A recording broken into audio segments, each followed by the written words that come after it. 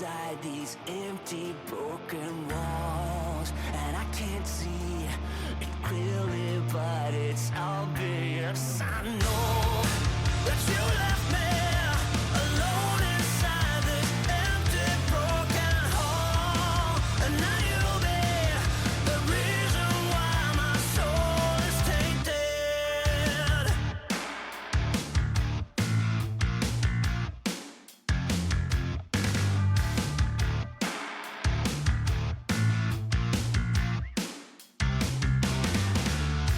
Somebody help me, 'cause I'm feeling trapped and I don't know what to do. There's no one to save me from this hurt I feel deep within my bones. Did you ever think of me and see the things I did? Sold my soul and everything, I was to the lowest bid. Crawled into your poison dome, yet every single time you got into my mind, you got into my mind. But all I ever wanted was you. But you left me alone inside these empty, broken walls, and I can't see it clearly, but it's obvious. I know that you left me alone inside this empty, broken hall, and now you'll be the reason why my soul is tainted. So how can I fix this? 'Cause I need to stop the aching in my head. My heart is breaking. Yeah, I'm tired of being stuck in the past. Did you ever think of me and see the things I did? Sold my soul and everything, I was to the lowest bid. Crawled into your poison dome, yet every single time you got into my mind, you got into my mind. But all I ever wanted was you. But you left me alone inside these empty, broken walls, and I can't see it clearly, but it's obvious. I know that you left me alone inside this empty, broken hall, and now you'll be the reason why my soul is tainted. The reason why my soul is tainted. You're the reason why my soul is tainted. You're the reason why my soul is tainted. You're the reason why my soul is tainted.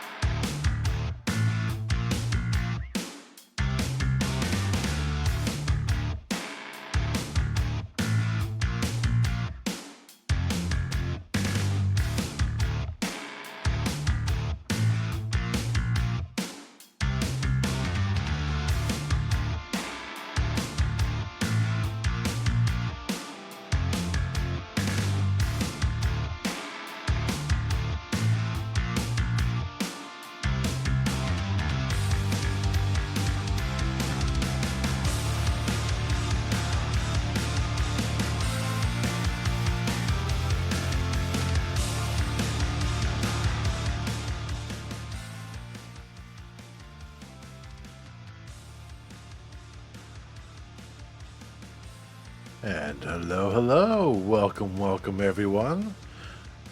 Lucky number 13. And we have quite a few unsettling things for you, starting with a very, very interesting story that Chill has elected to share. Once the ads are done, we will let him do so. First, we do a few shoutouts here for a few that are lurking in here. Well, not lurking, but actually speaking. I cannot remember if you stream or not, but we will find out in just a second. Yes, you do. I remembered correctly. Yay!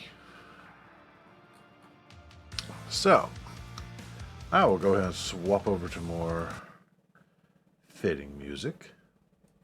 And then we will go say hello to our friends, introduce them, while we wait for these ads to play out. Oh, now you wake up, huh, you goofy-ass dino bot. Now to conjure them. Secrets. Hello! Hello, hello. Hello! Hello. Let's see, how long do these ads have left, or have they actually started yet? Oh yeah, I gotta have to pay attention to those, aren't I? Right. Right. So, also for those that are in here, let's go ahead and throw something at you all. Get eaten by a zombie. Not a zombie. Zombie, how dare you? Zombie. Unfortunately, you're all going to re-register because I broke it last stream, and we have. Oh to yeah, that's redo right. it. Yes, everybody gotta do. No, my great sword. Except for me. I'm so sorry. I broke it. No, my lightning wand. I mean, there's one. Don't do that. Fuck. And hello, Alex, my dear Hello. child. I do hope that you are well and that you wake up. Time to wake up, Alex. Also, hi, Di. Again, good luck to everyone with the zombie. It's a tanky motherfucker. Alright, we got about 40 seconds left on ads. So, oh good lord, they already... Make sure you remember to check your temp HP. Okay, I do have enough slot. I'm gonna buy that water wand to be healing. Okay, let me Fuck, stock why am I getting again to get rid of the alcohol? wands. Too late. Not funny, I had another long dream. I was back at school for 10-ish years. After 10-ish years. Ow! That's a long time. I hate it. You see, that's where you're incorrect, Alex. You say not funny. I think that's kind of hilarious. Oh dear. Okay, and the ad should be done. So, you all know Eve and Being Chill. They have been guests on this podcast for like the last few weeks, or well, few episodes of it anyway. So, Chill, how about you go ahead and set this off rolling? Alright, right into it. Sweet. Okay. So, I have been an avid live-action role player since I was 16, and I am going to be 40 in less than a month. During that time, I had spent a large portion of it at a particular LARP here in Southern Ontario. I don't mind telling you Southern Ontario because it's very easy to find a LARP in Southern Ontario. They are plentiful. So no outing there. So, but that 10 years was... There are good things I could say about it, but ultimately it was pretty abusive. And I learned some things about it recently that set me off. I'm not going to tell anyone about those things because that's potentially outing people that I don't want to out. I don't want to, I don't want to actually get anyone in trouble with this LARP or anything like that. But I know they haven't changed. Oh dear. Did I miss the whole So- story because of my phone call? No, Oh, I'm fuck. about to hit the story, but basically, I spent 10 years there and it was really bad, and I'm going to share those experiences with you all. All right. I am all ears now. Okie doke. So, couple things. This is largely derived from a email that I had sent them in 2020, stating, because this shit really does impact me. Like, I don't really talk about this a lot, but I do often disassociate when I get when I dwell into these things when I'm doing something else. It can be really hazardous for me. I have a small little scar on my thumb, just a cosmetic thing. It's not a big deal, but I was trimming some signs at the job I was at one time, and your mind wanders as you use a repetitive action over and over, and I wasn't paying attention, and then all of a sudden, while I was thinking about one of these instances, I made thumb sashimi. Ow. So, yeah. Oh. No stitches because it was on the tip of my thumb, so they had to bandage it all up and stuff. But yeah. There are times like that where I will actually disassociate and think about those things, and it's not very good. It's one of those things that I am trying to get some sort of diagnosis for, but mental health care in Ontario is not great. So, yeah. So we're going to be talking about the LARP that I consider to be one of my abusers. So again, that's derived from an email that I had sent to them to confront them about all the stuff that happened. I have changed all the names. When I mention a specific name, when I mention a person's name, that's not their actual name. If someone is named that at the LARP currently, it is incidental. And this is just the stuff that I can think of off the top of my head. I have a couple other stories too. Also, the document I have is 3,746 words, so buckle up. Oh boy. I'm ready. I got my tea. I got my chair. Sorry. Adam's is a fitting quote. Yes, let's go. Okay, so I'll also be stopping because we did have a conversation after I sent that email. We actually sat down face to face and we talked things out, and some of it was satisfying, some of it wasn't. We'll get into it. I'll stop when that occurs. So, here we go. To whom it may concern, while the years since I was banned from your club has marked great strides in my personal growth, it has also been marred with great pain. This pain is particularly rooted in my experiences within your organization, which is roughly a decade's worth of time. This is the reason why I am contacting you today. I want to know why a decade of bullying and abuse towards me from both members and executives of your LARP is acceptable and was never properly dealt with by your LARP, while I am banned for standing up for someone who is being ostracized for no reason. So, disclaimer, yes, I was banned. I was banned like a year or two after I had left. I told off the Mbunza very badly, and that is, I take full responsibility for that. I shouldn't have said those things I said. I'm not going to repeat them here. But I'm not going to, but yeah, I'm not going to, I will take responsibility for the things that I said.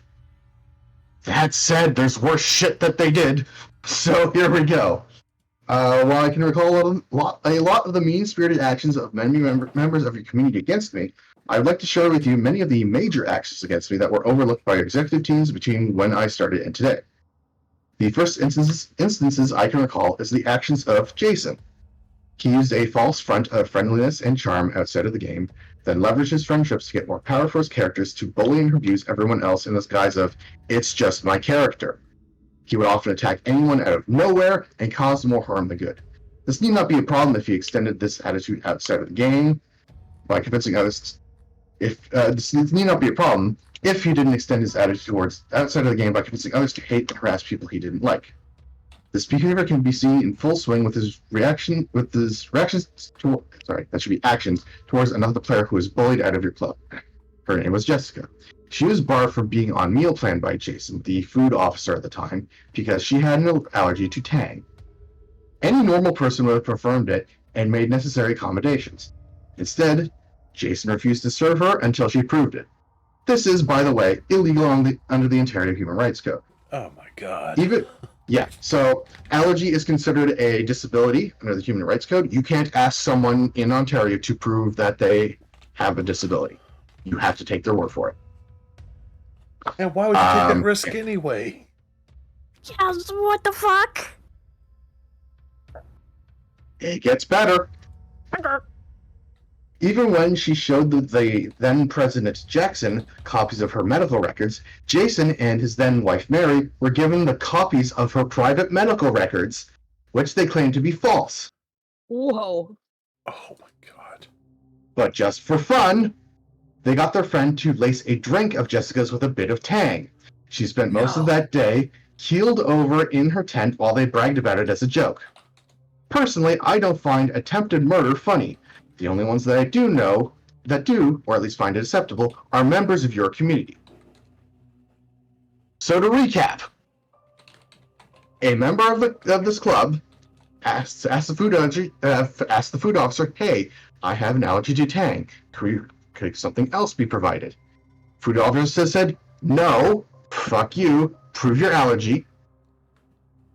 She did. She shouldn't have had to. She should have said serve them a subpoena, but did. Then the president of the club showed them the private medical records, and his wife, who was a registered nurse, said, "Nope, these are fake." By the way, she was also gleefully bullying this person. Holy fucking hell. Yes, attempted murder is absolutely hilarious. Funny joke. Ha ha ha. Yeah, let's just pull a prank and it's almost as bad as giving someone who's highly allergic to peanuts. Oh, you're not actually allergic. Here, have a Nutter Butter. Like, what the That's fuck is exactly wrong what with it you? is. Just Like, a what prank, the bro. Jesus. Oh my fucking god. Also, the legality of like having they shouldn't have been able to force her to have to show her medical records. They're not in any Correct. sort of position to be able to request that kind of private information. Yeah, yes, Linnea, it's like a powdered orange drink, kind of like Kool-Aid or things like that. Very, very shitty. Yeah. I Artificial. say I enjoy it. It's shitty because it's not actually orange. I just call it shitty, but I still drink it because it's like $2 at the dollar store. It is cheap. Yeah, that's the advantage. It's cheap and it's easier to store, etc. So it's actually, for just generally speaking, it's kind of good to have it alert, but yeah, not when you're allergic to it. Right? Right? Like, I it's don't just understand. Tang. You could get anything. You could give them water. Yeah, it's And just you're not what's wrong with water? You're not putting it in the food. Yeah. So why is this? Yeah, we flavor all of our food with Tang. Sorry. Like, what? Right?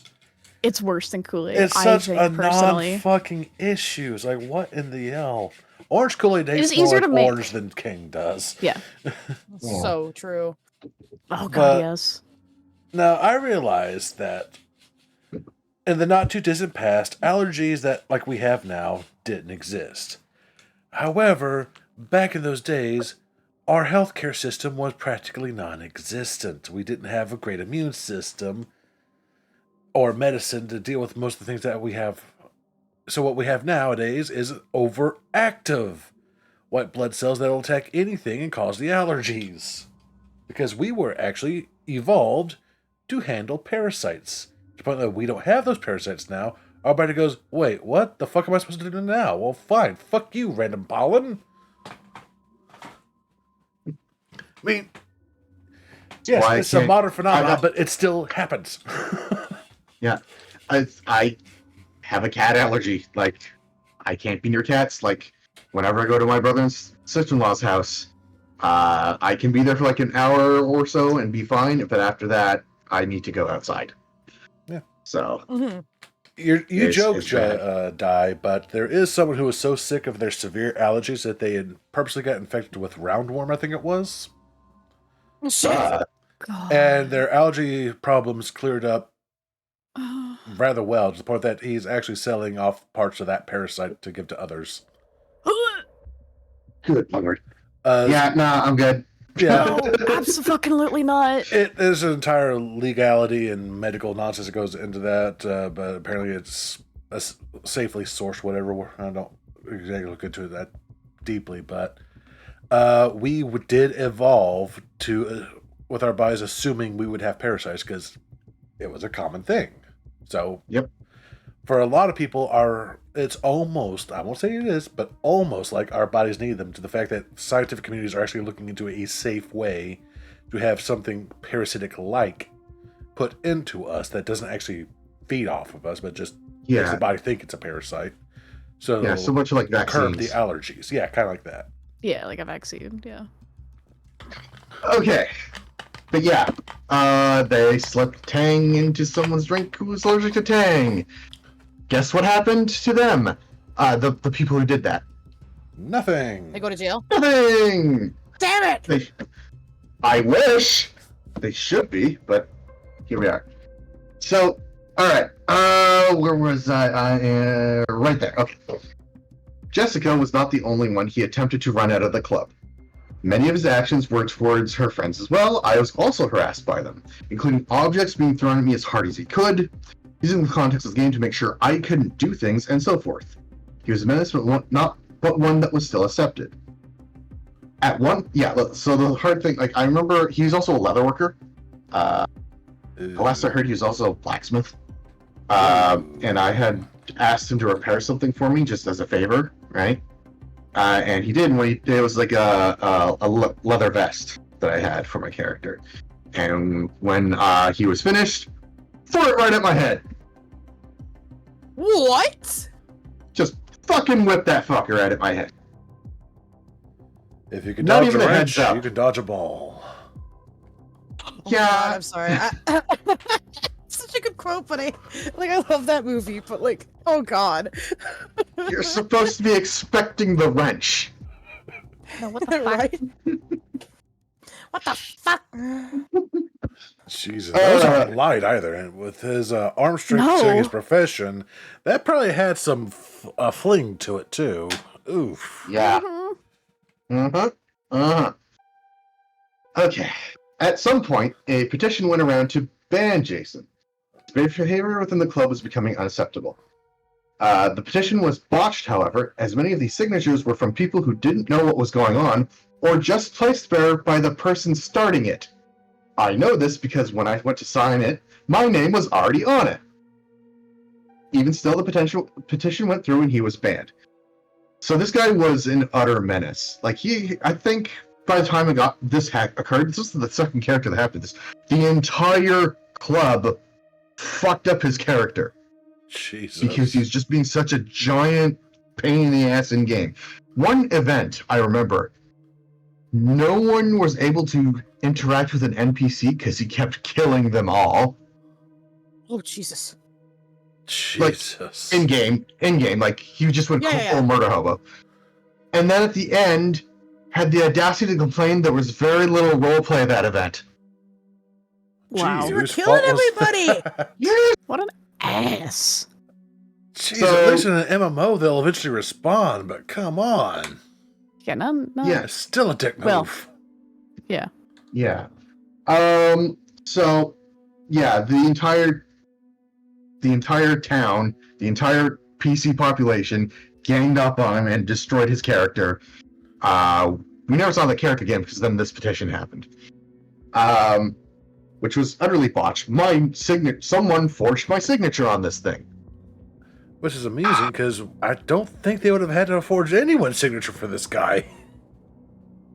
Yeah, they did not have to actually forge signatures.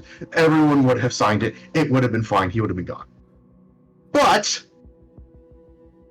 soon after, I also should also mention, this is also meant from the perspective that all the names on here were known by the executives at the time. So if I throw names out hard and fast, that's why. Soon after, Carl decided to use the botched petition to have the ban annulled, despite many of the grievances the club had with Jason. They did not care why people wanted him gone, only about the how. He was so they revoked the suspension, revoked the ban, and suspended him for 1 full year instead. This was enough to cause Jason to walk away from the club for good, But I would like to point out that despite his deplorable actions towards so many people, such as relational bullying and gaslighting, he is more welcome at your club than I am. So one of his friends decided, hey, this was botched, signatures are bad, the signatures aren't good, release him from this. And he got a 1-year suspension anyway. But the reason I bring it up is because later on, this person named Carl undermines what they did previously. We'll get to that. I'm on a trip. This is a wild ride. Right. I'm ready. God, I think. I mean, technically, the attempted murder is the worst thing, so I got that out, but there's still a lot of shit. Yeah. Okay. Things were okay for a little while after Jason had left. They were certainly far from perfect, however. This is roughly the time I met Laura for the first time. Okay, this is hard because there's a romantic relationship between me and her, sort of. It's weird. Okay. It is something that I would have come to regret for a very long time. In fact, many of the other people that I have met at your club who have been simply awful to me and others, and in hindsight, I should... frick that one up. It's something I should have regret for a long time. In fact, many of the people I have met at your club have been simply awful to me and others, and in hindsight, I should have left your toxic clubs years ago, but I digress. Page 2. Laura was someone who, at the time, I wanted a romantic relationship with. While she gave me the impression that she wanted the same, the truth is that she didn't want that at all. Lorelei sees men by charming them into an emotional bond, take what she can from them, whether it's physical, one-night time tryst, or providing something more tangible for her. Then, when she gets what she wants from it, she degrades the person like she was nothing. I was no exception. Oh, I hate people like that. I've known someone like that. I've known a few. I think we all know someone like that, unfortunately. Her rejection of me for no reason was incredibly jarring. Her then boyfriend, or still boyfriend, I have no idea, Carlos, called me in the middle of work to verbally assault me and threaten me with a restraining order claiming I was stalking her. I never stalked anyone in my life. I did not know where Laura lived at the time, nor where she worked, if she went to school, etc. To this day, I do not know these things, or where she lurks, or even if she lurks. My interest in her only extends to making sure she stays absent in my life, and that will continue to be the case until I pass away. Jesus. However, this isn't the case with Laura. The next event, Laura and Carlos decided to target me and cheat not even 15 minutes into the game starting. When I walked away from the cheating, Carlos claims that a knockout counts if you hit the front of the shoulder. They claimed I was targeting them despite their instigation of combat. This was also the first time I experienced a panic attack in my life. Oh. Jesus. Yes, fucking Lavinia. Christ. Yes, Yeah, it is. You got it right, Alex. God damn. This place needs to be burned. Very much so. So this place takes place on a different on a campsite that is part of a nonprofit. They just rent it out. So don't burn the place to the ground. It's not the. Oh, no. It's not the property. The physical people. place. Yeah, but the actual business, the actual corporation, the actual entity, they need to go. Well, in that case, I'll... 1 second. Brother, get the flavor. The heavy flavor. Yes. You might need the melter for this one. Right? Okay. Let's see. Where was I in the document? There we are. Okay. The club's response was to place a sort of mutual distancing between us. We could not interact with one another in the game. The reason was that they still wanted both parties to enjoy Epoch despite the animosities we have. This would have been reasonable if Laura didn't constantly break this rule by speaking to me in the game or throwing healing effects in my character. I know that seems trivial, but it's still a violation of the rules placed on us. I honored the agreement, she did not. Laura didn't stop with me either. She also tried to do the same with Chris, I don't know his proper last name, and when it didn't work, Laura began harassing him. She also brought another person who had issues with me, who had wishes me under her thumb, Trevor, the two of them were trying to trap me by making a character that my character would go after so they can claim targeting on me. This was in 2012 when Arthur was the artistic director. So, Yeah, it's a little weird because a lot of weird terms and stuff. But yeah, basically, someone who had an issue with me went to Laura and brought them back to continue harassing me. Fun. With Chris being executive at the time, he simply had her suspended on multiple occasions. At one point, she was placed under a sort of probationary status where she had to behave and not break rules. She did almost immediately and was suspended for 1 year. Once that occurred, she abruptly ended her relationship with Trevor, the same as she did with me. Suddenly and with no remorse. Despite the damage she's done to myself and others, she's still more welcome at Epoch than I am. In the grand scheme of things, I got out pretty light. I have heard that multiple boyfriends of hers have gone to prison for her, and she goes like they were nothing.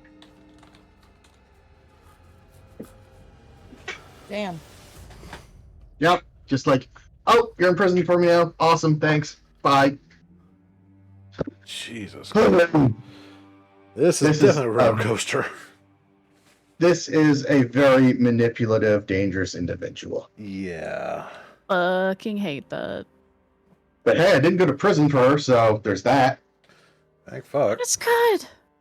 I don't know what they went to prison for, but considering the sentence was about the same length, I presume it's the same thing. And the relationship and the commonality between them is this girl. Yeah.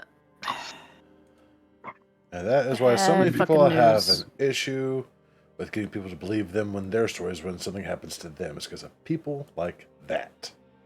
Mm-hmm. And that they need to be held accountable for it. Yep. Yes. Yes. I agree. The biggest issue at this LARP is accountability. I think that's a big issue with a lot of LARPs. Is that the holding people accountable for their actions is usually doesn't go over very well because LARPs are usually fairly small and tightly knit, and unfortunately that creates cliques and cliques within cliques, and there's a whole weird ass political thing you have to deal with. Yep. It's so much easier with TTRPGs, which is why I like running them more than LARPs, because you can easily manage the expectations of half a dozen people compared to 50. God, yes. Yeah. So, and yeah, if and it often comes like, do I want to hold my friend who I really like accountable?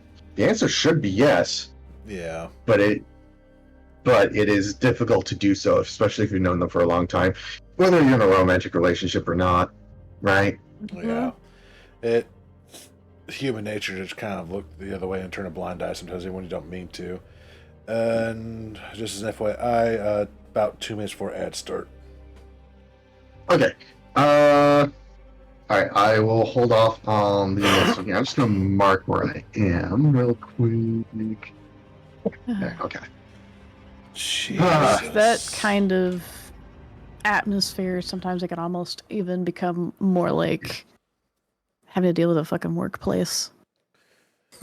I don't know. I don't think I would deal with this in even my last workplace, and it was a toxic place. Wasn't this bad, though? I've had one Well, in bed. Jesus. I have Just a minus situation, like, the attempted murder. Uh-huh. I have a situation like I really want to talk about it like after. Okay. It's not LARP, but it's about like community and Yeah. the Yeah. cliques and the like. Oh, Oh, yeah. my god! Please, I'm just here to support things. Please. No, I suffer. Mm-hmm. I just want to hit things with foam and duct tape. Why do I have to deal with this shit, right? Right? But Right. you think, Exactly. yeah. So much fucking drama. I don't understand how some people thrive on dramas. Like, why? Because they're I don't get it, fucking man. got problems. Yeah, right? I mean, And don't get do me anything about wrong. it. I do enjoy hearing the tea, but I always try to do something about it to fix it. I'm talking about those that Yeah. will literally stir and cause drama because they thrive Oh, on it yeah, so yeah, much. Mm-hmm. Yes, the chaos seekers. Chaos causers. and do Ship it in them the off to an worst island fucking somewhere. ways. Mm-hmm. They yeah. cause drama on purpose. Just a lot of those people I know do that just to get attention. And of course, those people Big- that will willingly destroy lives because I don't need you anymore. Right? Yep. No, it's fucking awful. So many people have been locked up for those false cries of wolf. And once it's been revealed that they were lying through their teeth, nothing happens to them. It's like, no, that Right? person needs to be locked up Yeah. in jail for as long as this poor guy was. Like, hello? Yeah.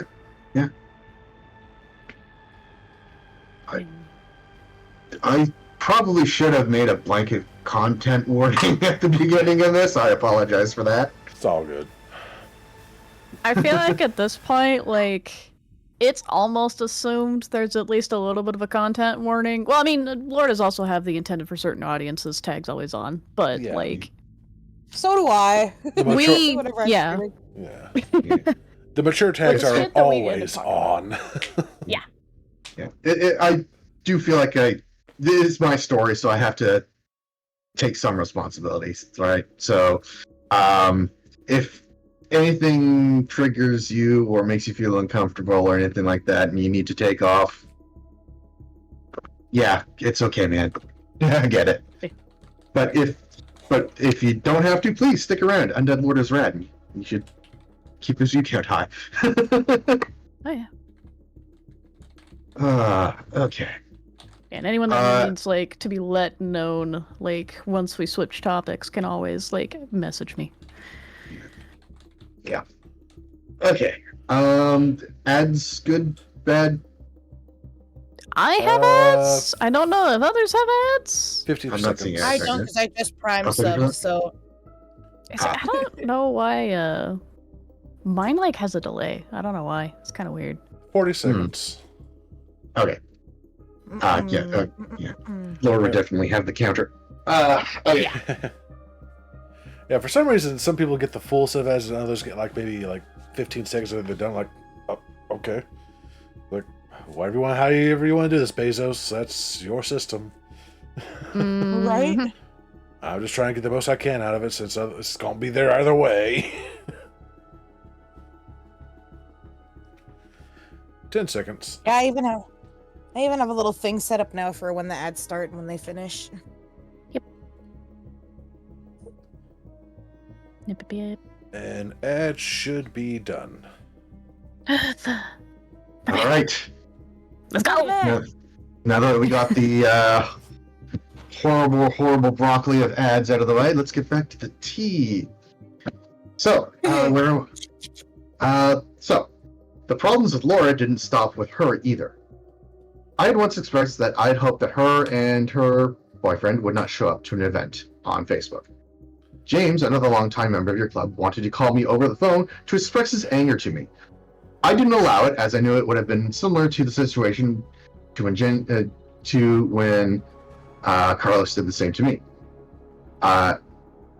However, instead, he expressed his grievances through a Facebook message, and it looked very similar to what I had said to Elaine in 2016 when I confronted her regarding her decisions as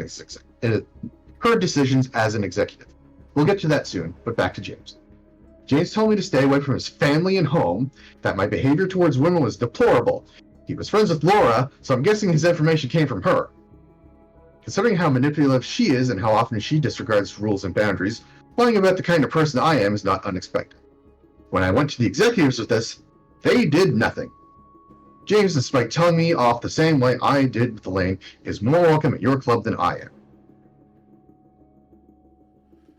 Are you ready to hear Granted, about he was the best thing they did for you. Yeah. Lord. Like, whenever I had a grievance with anyone, a stern talking to at best.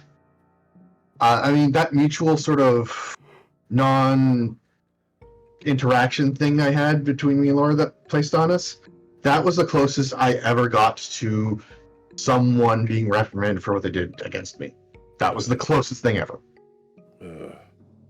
Yeah. So, my fellow GMs, are you ready to hear about the worst GM ever? Uh-oh. Yes. Yes. Another horror story. No, but let's yes. go. Well, no, but yes. Sorry. Bad experience, but like, yes, I'm ready to hear. I wrote earlier about Arthur being artistic director in 2012. This is the year when I started to lose my interest in your club as a member. This person was not only one of the worst artistic directors I've ever seen, he's the worst plot runner I've ever experienced in any LARP or tabletop RPG. This also includes free roleplay on forums, etc. Whatever you want to call this role, GM, artistic director, dungeon master, this man is the worst. Wow. Damn. You can't dig deeper than this, because then you would dig through the core and start digging upwards. Volume. His plot made no sense, rewarded no one, and chased off over 40 players old and new. That year, we had record numbers in the beginning of the year, roughly 80 if I am not mistaken, but by the end of it, there was less than 40. This wasn't because of a weird ebb and flow of players like Chris tried to claim, it was directly because Arthur's deplorable behavior. Whenever anyone complained to him about his plot, whether directly or through the Ombudsman, it was met with personal attacks. I was a victim of these threats made by him because I pointed out things that did not make sense. He believed he was above the rules of both game and the club, and because Chris was the one who put him in charge and ignored every insult and bad decision made, Arthur was above all rules. Arthur not only had a hit list of characters he wanted to kill off, my character's on the list by the way, he also tried to ruin the Wolfen Race package by making them their past forms be dopey, stupid, naive puppy people. Pause here for a second. Earlier on from this, I had actually written even back further. They occasionally do auctions to raise money for their LARP, right? Makes sense, right? And one of them was a custom race package that you could basically fill in yourself. You say, okay, I want these traits, I want these advantages, disadvantages, etc. I paid about $90 for it. I should have paid about $60, but someone kept running me up. But yeah. And then eventually it got really popular that I got a few friends to say, hey, maybe you want to play this too. Let's try that. And then we did that. And eventually it was just adopted into the rulebook. So my designs are actually in the current rulebook, which is nice. Wow. Yeah. What started as something personal became really cool. It was surprise wolf people. Woo. Surprise! Oh, The no. World of the Apocalypse fanatic is made a wolf race. Never would have saw that coming. But Arthur tried to turn their history into dopey, cartoony puppy people. I know this because when the Heather became AD years later, she gave me the whole story. I was told by Chris that the changes made by Arthur were minuscule, like a sentence or two. But Heather showed me an extensive document with a detailed backstory that was a twisted retelling of the story of how they came to be. It even included parallels of my relationship, for lack of a better word, with Laura. Dude, If you had told... Yeah. One of the progenitors of the species, the creator of the species in-game, had a tag-along puppy person that was obsessed with them.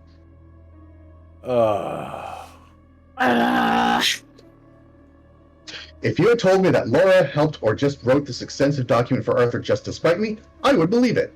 Arthur is not a smart person. He's angry and selfish, drove out 40 players and made everyone miserable, but was rewarded for it and is still more welcome at your club than I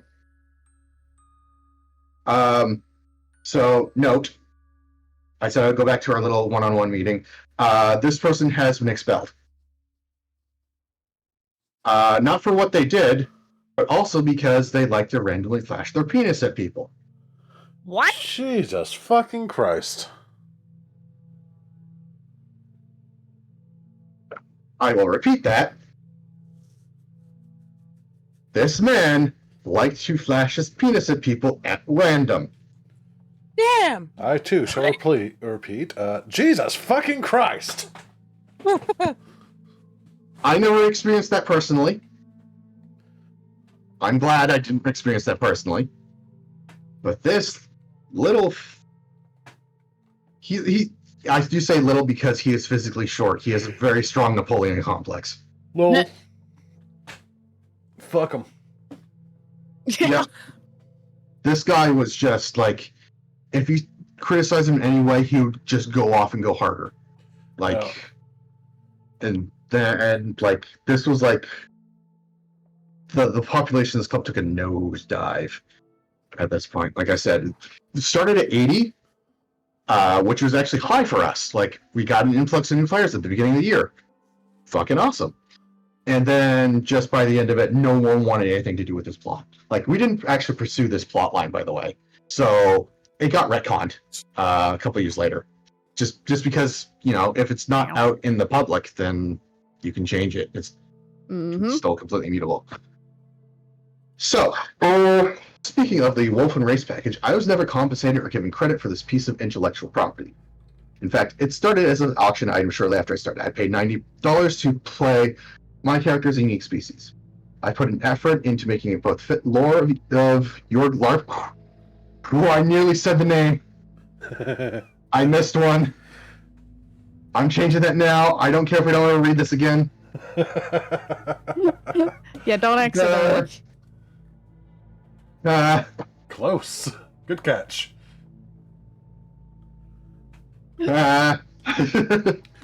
Should we take a 5-minute break so you can edit that? No, I already did it. Okay. I already did it. It was just the one. Yeah. Let me get to this paragraph and the short one after that, and we'll take a break. Sound good? Sound good. Okie doke. So I put effort into making it both fit the lore of your LARP, as well as making it different enough from the rest of the species in your game, even making an entire new realm for players to explore if they wanted to, in the form of the Underdark. That's not what I actually called it, but that's the most related thing. From the few pics I've seen since I was banned, you have been using that lore. I've also noticed that you've added combat maneuvers to your game. I know you got the idea from Steam Legends, the LARP I attempted to run for a few years. You changed it enough to be legally distinct from my LARP rule set, but let's be honest, if I didn't write my version of them, you wouldn't have yours. By the way, I have documented versions of these game mechanics going back to 2010, so if you claim that yours didn't come from mine, I can prove otherwise. They changed a few things here and there, but otherwise copied and pasted part of my rulebook into theirs. Jesus. Of course, not everyone liked the Wolfen, and I can understand it. It requires heavy makeup to portray, not everyone wants to have an element of anger in their characters, some people just don't like new things. That's all good.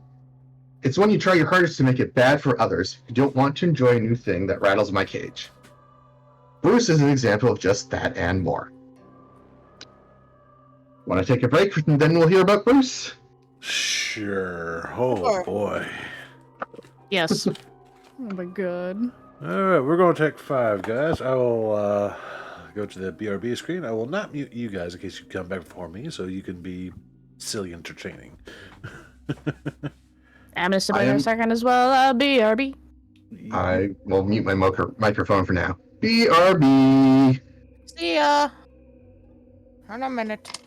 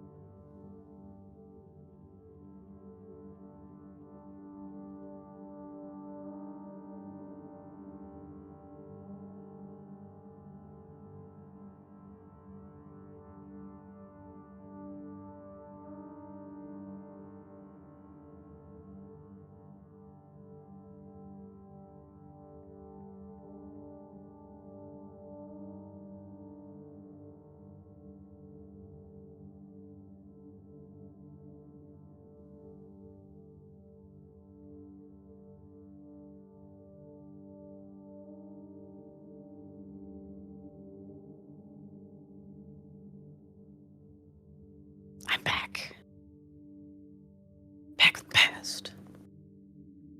Samurai Jack. What do you need help with? Oh, they're in the about section. What's your question, Di?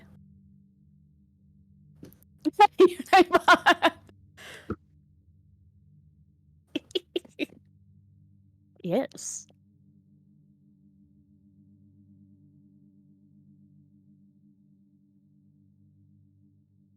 Yep.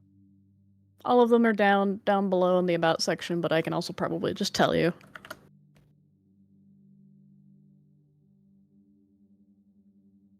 Oh, my tokens. gosh. Oh. There we go. I am back, and that is the wrong screen. I can make. That is the right screen. I have returned.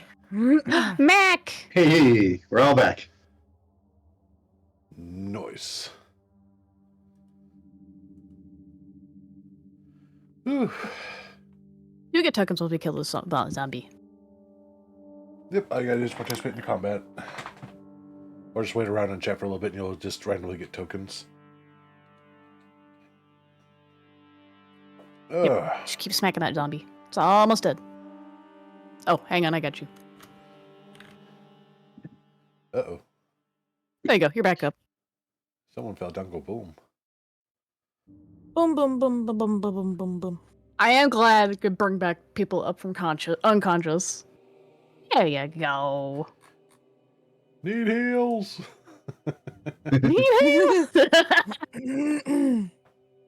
Wes, please. Blame now. Hey, Joker got a lightning wand. Hey! Dealing the final there you go. blow to the zombie. And now you have 22 tokens. Sweet. Make sure to equip. Which is just that. But we do Yes, I not know. die.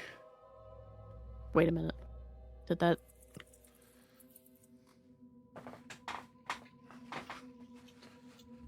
Oh, I didn't know I could equip nothing. Huh. I don't know if that's Okay. intentional. I do not know. That's something to bring up to Silver later. I am gonna tell him that. That's amazing. Yeah, I believe he did.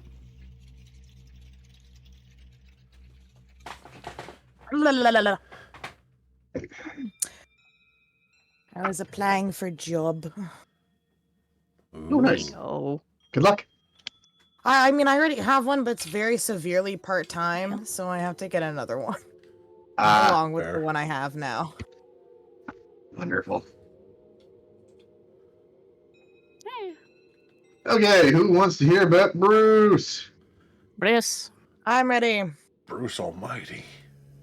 I Damn did it. like that Don't give him that much credit. movie. Okay. Bruce is another person who is somehow above the rules of the game. He latches onto a particular person and needles and harasses that person for the entirety of their time at your LARP until they leave. He's What? another person who... Yep. Yeah, so this guy is kind of a suck up to any executives that, or anyone that could help him Oh. and Yeah. harasses everyone else. Gross. No. But he never goes big, is the issue. And everything in the game that he does is technically legal. Like, he doesn't actually, like, break the rules of the game in terms of, like, you know, fudging stats. It's more being an asshole, using the context name to be an asshole. He's another person who doesn't like the wolf species, but that isn't enough for him. He has to harass anyone who plays it or likes it, and tries to convince others around him to do the same. He and his friends are unsafe to be around. He's attacked me by a roaring fire, and skipped out on required safety meetings that happen at the beginning of every one of your events. And you know, he breaks all kinds of rules like this. He is never reprimanded for them. In fact, he was given permission to cheat by killing my character via a written note on my tent, despite the fact that the same night, I was injured at a game when I slid on some wet grass and had to turn in early. Ow. Damn. Yeah, sled fell on my ass. Oh, Hurt my Oh, leg. jeez. Is your ankle hurt for a little bit? It was my hip. Oh, Ah, that's worse. that's the worst. Yeah. Yeah, and they used that when I went to turn in. They just pinned a note on me. I said, "You're dead now, lol." What? Yeah, Not even a. Here's my mighty story of how you died. Just dead, lol. I'm. It's a little being hyperbolic when I say that. It just said it was a basic description of what happened. Oh yeah, but it yeah. was- But but still, it's just like you're dead. Yeah. Bye. Wow. Yep. Bruce. That was the same night. Shortly before that injury, that was the same night they attacked me by a roaring fire. You don't do that. That's incredibly unsafe. There's like an actual fire. an Yes. actual Because lit usually, yeah, fire. you're camping. Yeah, don't because do they're that. camping. Yeah. Yeah. Well, he did, and got away with it. Bruce and friends are not friendly, good people. They use the context of the game to be horrible people, the horrible people they wish they could be. The friendliness they show outside of the game is cover, and their character sheets are an excuse. They haze and insult everyone, including new players, and never let up until they get bored or they leave. Despite this, and many people I harass and chase from your club on a regular basis, they're more welcome at your club than I am. There are times at your club that even making complaints leads to me being punished. In October of 2014, I was suspended for 1 full month. The reason for my suspension was that I didn't like the weekend of plot I attended, which was run by Heather and Frank. All I did was state on your forums the things I experienced and why I didn't like them. At the beginning of the event, I was handed a piece of paper stating that if I used almost any skill I had, I would attack everyone in sight. What? This the results. Yep. Fuck. Yep. And by the way, everything at that LARP on your character sheet, aside from your base stats and your racial stats, things like that, are all skills. They're different categories of spells, but they're all technically skills. The one I had was that everything except for life skills, so that's basically flavor text kind of things. Like I had tracker, so I could track down a prey. I had hunter, so I could hunt them, etc. But things like battle axe, this was included in that. And technically, the first tier of the spell casting that you can get, the base thing, allows you to see magical stuff. So if I saw magical stuff, war smash. Just casually glancing at a magic thing, roar smash. That's how bad it was. Yep. Jesus. Yep. Wow.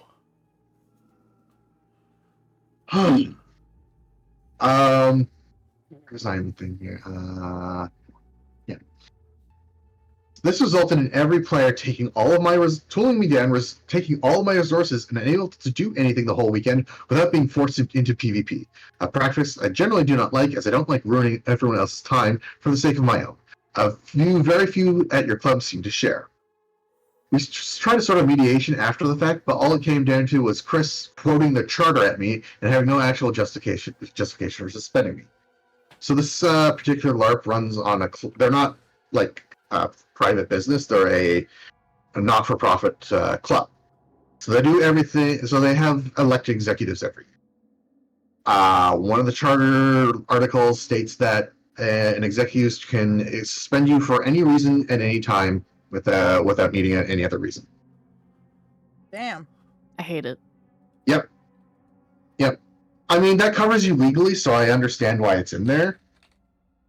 But beyond the legalese, they gave me nothing. They just said, well, the charter says I can suspend you, so we're going to suspend you. God damn. Yeah, that note I got, they eventually alleviate it so that any visual thing that I get that I have, that doesn't trigger the effect. But I had all my shit stolen because I got tooled down by the entire town. They never gave it back to me because I was unconscious the entire time. So I couldn't, and no one would say, "Hey, this guy has your stuff." There was they just fucking swarmed and grabbed all my shit. God, Jesus. How rude. During this mediation, I pointed out that criticism is a necessary tool for growth and any creative endeavors. It can be painful to take, but it's also an opportunity to learn. You criticize the things you love in order for them to become better over time. Unfortunately, it would seem that Heather took the idea absolutely the wrong way. For when I attended the next event I could, during the safety chief speech, she read off a list of things she didn't like from her players. She had an itemized 52 entry list. Holy crap. She literally said, "I have 52 things to tell you about." She wasn't criticizing someone's work, she was criticizing her audience. That's the thing you don't criticize. They're providing their product. They were not providing the product, she was. At best, I think she just took the advice wrong. At worst, I think she's trying to provoke me into more complaints about her work so that she can get her friends on the executive board to ban and be rid of me. Neither would surprise me. This is when I left your club on my own accord. Being talked down to by a person who can't receive criticism herself was the straw that broke the camel's back. But, of course, your members wouldn't stop being awful just because I was gone. It wasn't long before Quinn was placed under impeachment. So, Quinn was another person there. We've introduced another person. I wasn't surprised that all people would have a problem with them. Quinn has a reputation for being mean-spirited and remorseless. They'll tell off or do something awful to a person, then brag about their lack of remorse to their friends. When someone confronts them about their behavior, either on their own or through the ombudsman, they tell the person they don't care and blow them off. Not only do they not care about anyone but themselves, they try to make everyone as miserable as possible and express pride in it.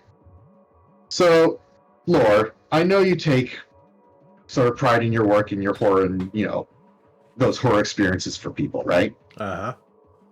And you understand that that's just the game. Just the games that you sort of run. You don't actually mean that sort of thing in real life. That you're actually trying to provide a good time for people. Not necessarily a fun time, but a good time.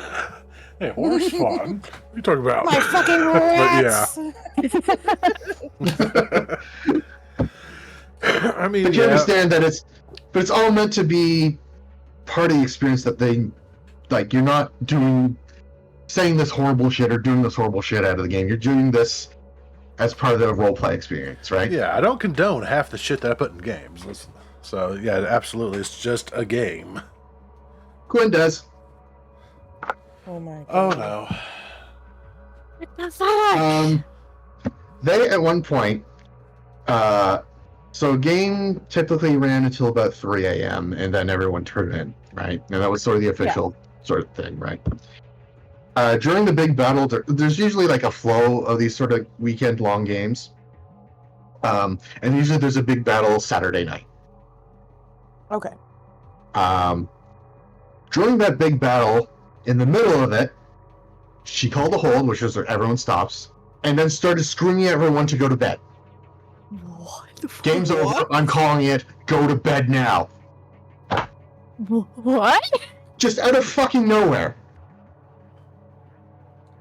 Some people don't need any iota of what can be considered power. Correct. God. This is one of these people. And then, bragged about it, but I totally yelled at everyone. Yeah. I had the best time, you guys. I got to yell at all the people, and no one could do shit about it. Do you know how cool I am? Shut up. Like, See, Christ. Like, what the well, fuck? normally I don't condone violence. Some people just flat out need their ass kicked. Just once. They just need Yes, one no. good ass kicking. One Nice. single kick. Well, it got close. I'll bet, because you had to piss off some Got close. people with that one. Oh, yeah. They got impeached. So, Impeachment! yeah. I am surprised that there was an impeachment. It is rare to see your club actually hold someone accountable for their actions. However, I'm not surprised that it failed. Largely because Carl and friends did all they could to set the impeachment election, including gathering as many proxy votes as they could and writing terribly worded ballots to try to trick people into not impeaching their friend. I hate everything. Remember earlier when Carl did all they could to within the confines of the club's rules and they weren't being followed properly? This was the botched petition. Now they've done everything they could to undermine those same rules when they are being followed. Carl doesn't care for due process or what's right or wrong. He only cares about himself, and their closest personal friends. I know this because when I made complaints about Laura and Carlos, Carl was the ombudsman and they did nothing. They could have done something about their harassment and abuse, but they chose not to. If I was a closer friend to them, like Quinn is, Carl would have dropped everything to help. But apparently, I was not close enough to them to be treated with dignity and respect.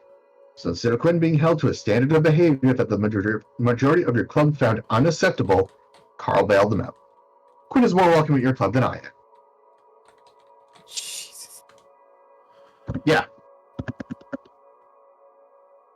Can I do wield sledgehammers? That'd be sweet. Sorry, that just caught my attention there. Yeah, no, that was a hard right. I'm sorry. The lion, the wield witch, and the mallets. audacity of this bitch. Don't cite the ancient tomes to me, which I was there when they were written. Oh my god. Oh, Oh, it's an ad for me. Okay. Oh, shit, I forgot to snooze that one. Oh, well, it just started. Okay. Okay. Hey, I was in I'll hold sync off. this Let me time. know when it stops. Because we're about to get to the thing that got me kicked out. Oh, Yeah. It's not something I'm proud of, but it's something and they should be proud of either. Oh, yeah, no.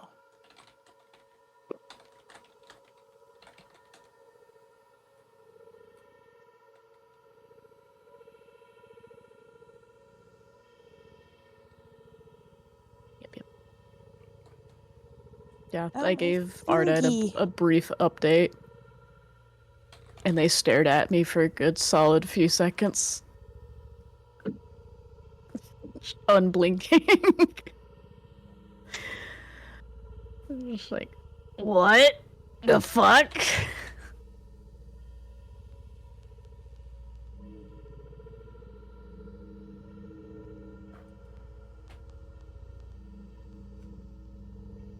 Why can he not equip his great sword? where is the great sword? Slot one? Yeah. That's what I wanted to know, yeah. He checked it a second ago, and it's there on slot 1.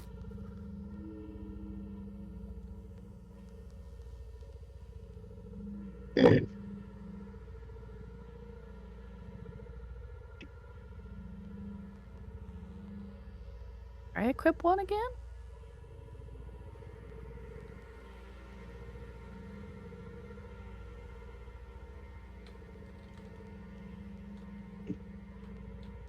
No, it's not gonna be. You're not restricted by proficiencies or anything.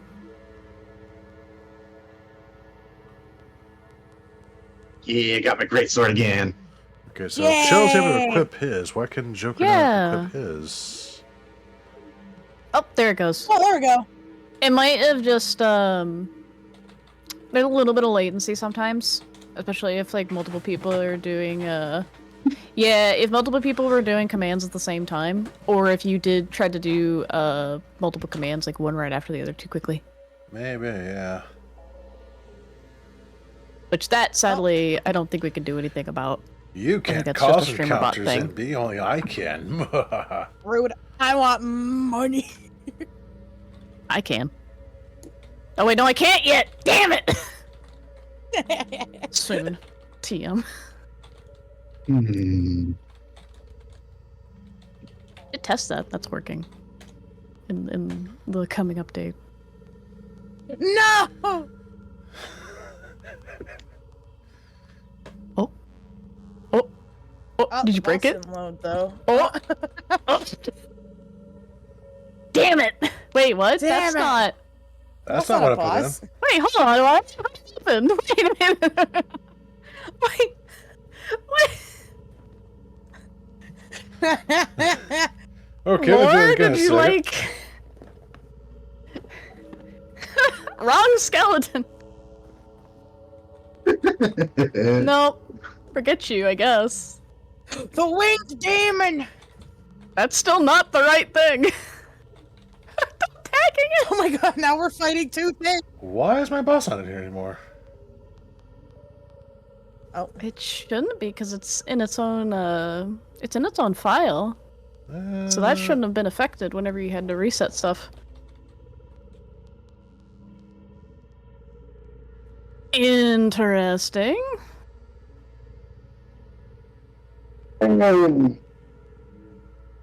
Whoops. oh, combat. That's right. Or you can just type literally everything after ATK.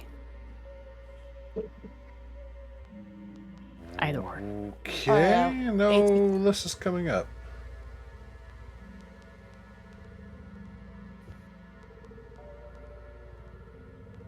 Oh, that's awkward. Huh. Oops. Well, fine.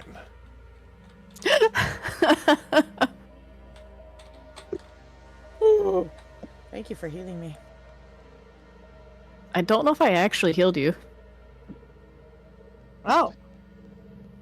But that's okay, because y'all killed it. Yippee!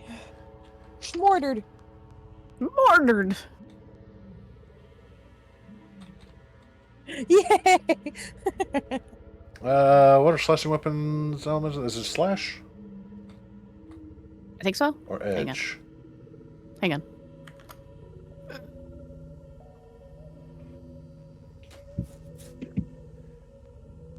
Right, it's still...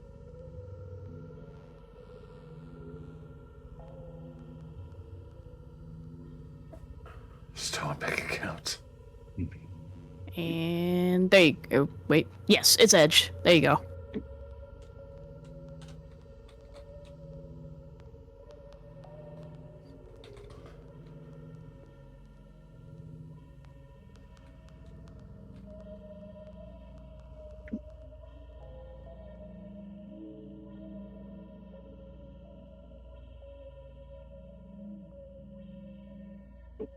Oh, did I need to do that?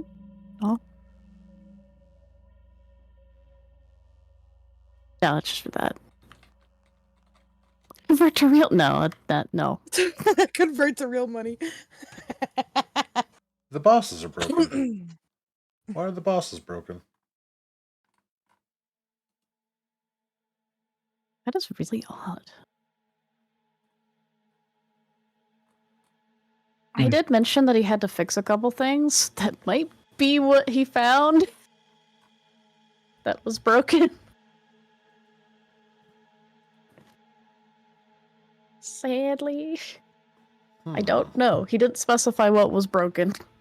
Ow.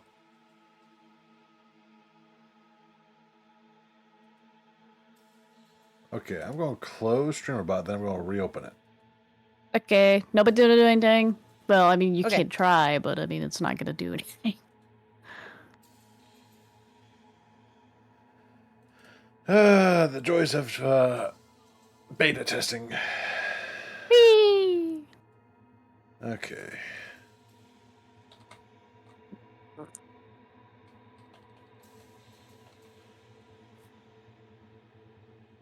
Did I somehow bork the bosses? The commands are all enabled, right? Yeah. I even put in all the values and everything that it asked me for. Huh. Oh, while we're figuring this out, I really gotta go to the bathroom, so I'll be right back. Do it. Yeah, I gotta do the thing. It saves to the correct place, right? Yeah, let's go to the right place.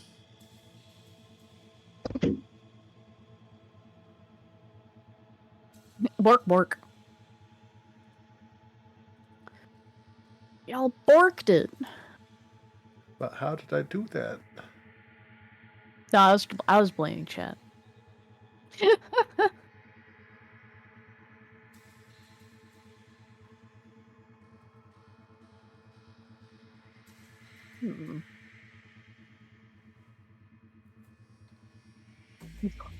Try this one more time. I don't think it's going to work, though. Get your support. Don't let your pork And it's going to throw dreams in A zombie. dreams. Yep. Nope. That's so strange. Yeah, I think there must have been a problem with the bosses. Unfortunately. Because, like I said, he mentioned he found more things that needed fixing. So, I would assume that's probably what's happening right now. You guys get spared my wrath for now, because I was about to come in and wreck chat. Oh, it's okay. Because once you get that update, oh man, you're gonna be even more terrifying.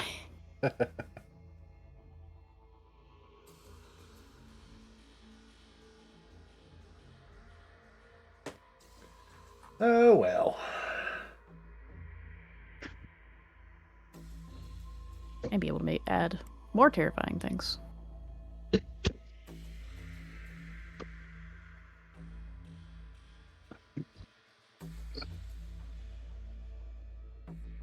Besides, it's probably good that they're being able to, like, prepare Level some themselves. first. Yeah.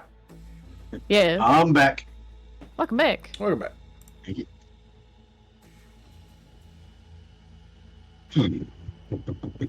Wait for Envy to get back. I'm sure the ads have gone, right? Oh yeah, they're gone. Oh yeah, Yeah. definitely. I'll wait for Envy to come back, and then we'll talk about the most convoluted rule in LARPing.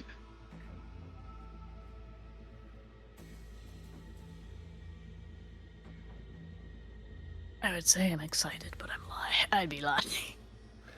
Oh yeah, you're also a LARPer at one point. You're probably having your own shit I'm coming up. appalled. Yeah, that's God Almighty. I am absolutely appalled. Like, it's just fucking tang. Yeah, Just yeah, water, that's frozen that's juice, specifically that's Kool-Aid. the part where Ernest stared at me for a good solid minute. Like, let's try to kill someone over such a major non-issue. If you tell a restaurant that you have an allergy, they have to accommodate, or else they feed you something that you're allergic to, they'll likely get sued into the ground or lose their license or any number of horrible, horrible things to them. And no restaurant's gonna ask you for fucking medical documents. Right? They And those can't. few They places literally can't. Welcome back. And those few idiots that decided to take that gamble go, oh, they're not actually allergic to that. No one's allergic to milk. And then serve you something that's got that in it, and they watch you swell up and die. Well, which has unfortunately happened because some people really are that fucking stupid. Yep. Hate people so much sometimes. Oh my god, what the hell? I've lost all faith in the human race. We just need to go ahead and go extinct at this point. Okay. Let's hear about the most convoluted rule in LARP. We'll go. In 2017, I was made privy to a new rule called the No Child-Minded Rule. This was made in response to a friend of mine and a player steam legend, Nancy, who did nothing but try to participate in everything she could. It's a piece of advice a lot of LARPs give, including your club. So you're really encouraged to try to get into everything when you go to a LARP, especially if it's your first time, because they want you to go in and participate usually, right? Mm-hmm. You know, get into some good trouble, right? This person went and played an elf, but she didn't really have a different character from just her own personality. She just played like herself in elf years, which, if you're going into a LARP for the first time, it's not a bad strategy. There's nothing wrong with it. Sometimes you don't necessarily want to go heavy into a role play. You just want to hit things with foam or throw bean bags at each other. Yeah. Just have some fun. You that's a don't have to take common it super tactic. serious. Yeah, that's common Lightning in bolt. Lightning any bolt. game. A lot of people's first characters are Right. basically just a mild reflection of themselves for a long while until they get used to it. Yep. So, Elaine found this exhausting because both Elaine and Nancy played elves, which are subject to the Elven Code of Honor in your game, which requires elves to protect other elves from harm.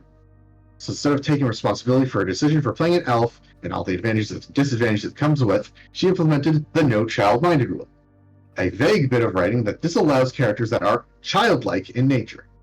This is framed as protecting those triggered by child abuse, but it doesn't have any specific details of what constitutes as childlike. In fact, by the way it's written, every member of your LARP is violating this rule today, as going out into the woods dressed up in costumes and hitting one another with foam weapons and beanbags while pretending to be elves and cat people is a little childish. Sorry.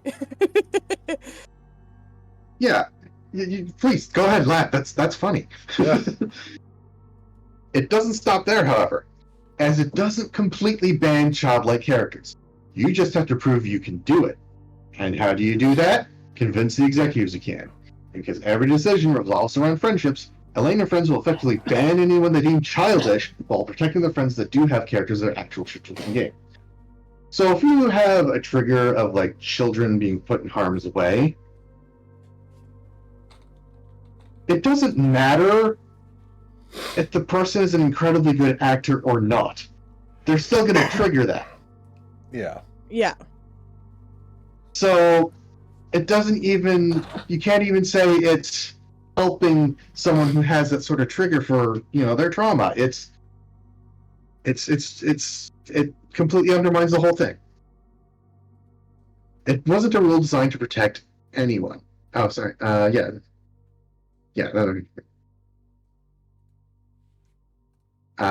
Sorry, I lost my place. This wasn't a rule designed to protect anyone. It was made to allow Elaine to ban someone they didn't like without actually banning them, while looking like they're trying to protect someone, and anyone who is against this rule can be labeled an ableist.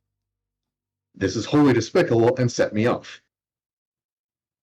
I do regret many of the things I said to Elaine, but as a whole, I do not regret standing up to her. She did something wrong, and should be called out for it. However, your club has protected her from this, and she is currently more welcome at your club than I am. I don't sleep well at night. My thoughts are often plagued by the harassment and abuse I received over the course of my life, and many of those are from events that happened within your club. It's a distraction that diverts my attention from work and life in general. I have friends and co-workers who often ask me if I'm okay when I start to disassociate and tremble across my body, seemingly at random. I'm writing you about this because I want closure. I want to know why it was okay for me to be subjected to abuse and harassment within your club. I want to know why I was cast out and vilified while others were never held accountable for their actions. I want to know why your club has overlooked terrible behavior such as relational bullying, the use of intellectual property without compensation or acknowledgement, psychological abuse, and lest we forget, attempted murder. Here's what I don't want to hear. I don't want to be read quotes from your charter. It is not a code of ethics or morals. It exists to protect executives from ever having to be held accountable for their actions or lack thereof. I do not want to hear what I did to Elaine. It is not acceptable. It is not an acceptable reason for my decades worth of abuse. It was all acceptable before that happened. I do not want to hear that it was not your personal decision to ignore or allow these things to happen. These people represented your club just like you do now, and your club still benefits from their decisions. In fact, many of the people I mentioned who perpetrated these things became executives of your club. I want you to justify a decade's worth of bullying, exploitation, and abuse against me and so many others. For all that I did for your LARP, I at least deserve that. Best regards, David. So, that is the end of the email that I had sent to them. Okay. Yeah. So when I sent this, I've gotten a little bit better with the disassociation stuff.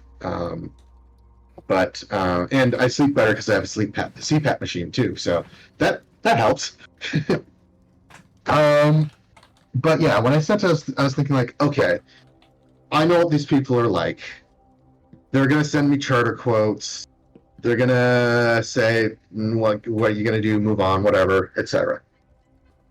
2 hours later, I get a phone call. It's their treasurer. Oh. Oh.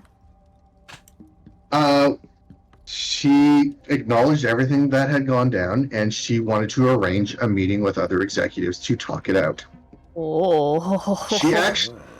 She sounded genuinely concerned for me. She did. And I think she also wanted to do this. But not for the reasons that were wholly for my benefit. This was so. Fun fact: I'm not going to bring them up, but all of the minutes of their general meetings for their membership are public. Oh, they're one of those. About 6 months or so, which before I had sent this email, they had started discussing a rebranding of their organization in marketing to move on from who they were, effectively erasing their history. Hey, why? Now- Why?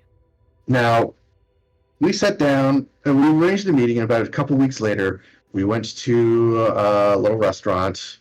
This was during the first lull of the pandemic, so those restaurants were open, but there was still distancing and stuff like that going on. And I sat down with the president, and it was just me and him, and we talked through all of these. Some people did actually get banned for their shit. I already mentioned one, the Flasher. He got banned. Another guy who told me off of her Facebook got banned, allegedly for beating the shit out of a kid. Whoa! What the fuck? Jesus. Okay. There was a couple other people who had also got banned for SA. Oh, God. Well, not surprisingly, we're flushing their dick around, so yeah. Yeah.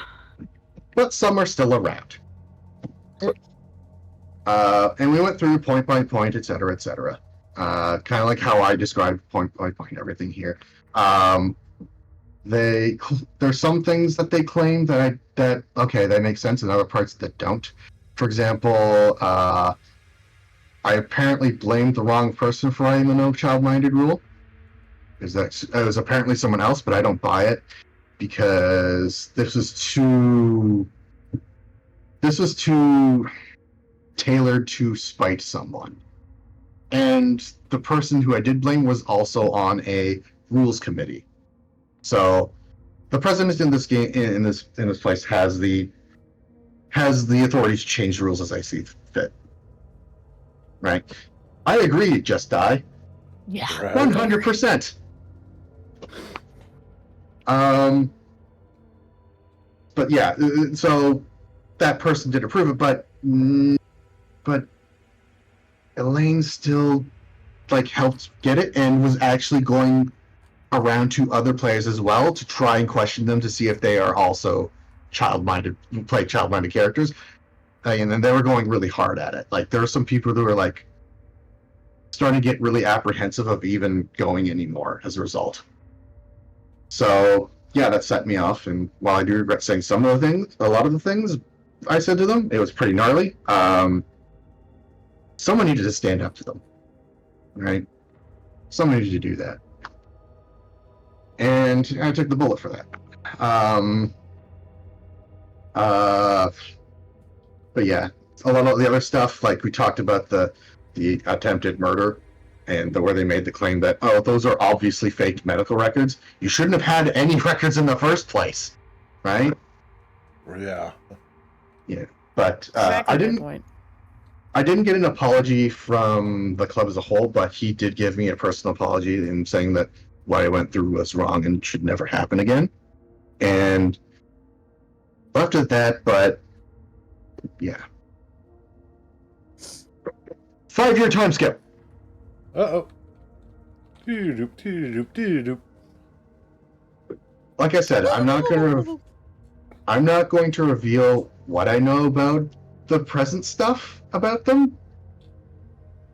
I know they haven't changed.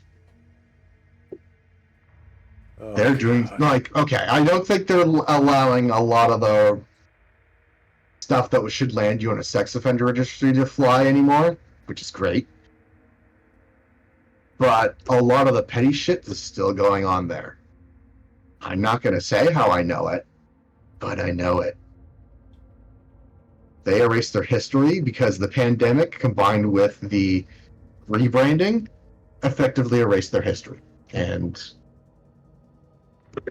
But if you're listening out there, I know what you're still doing, bud.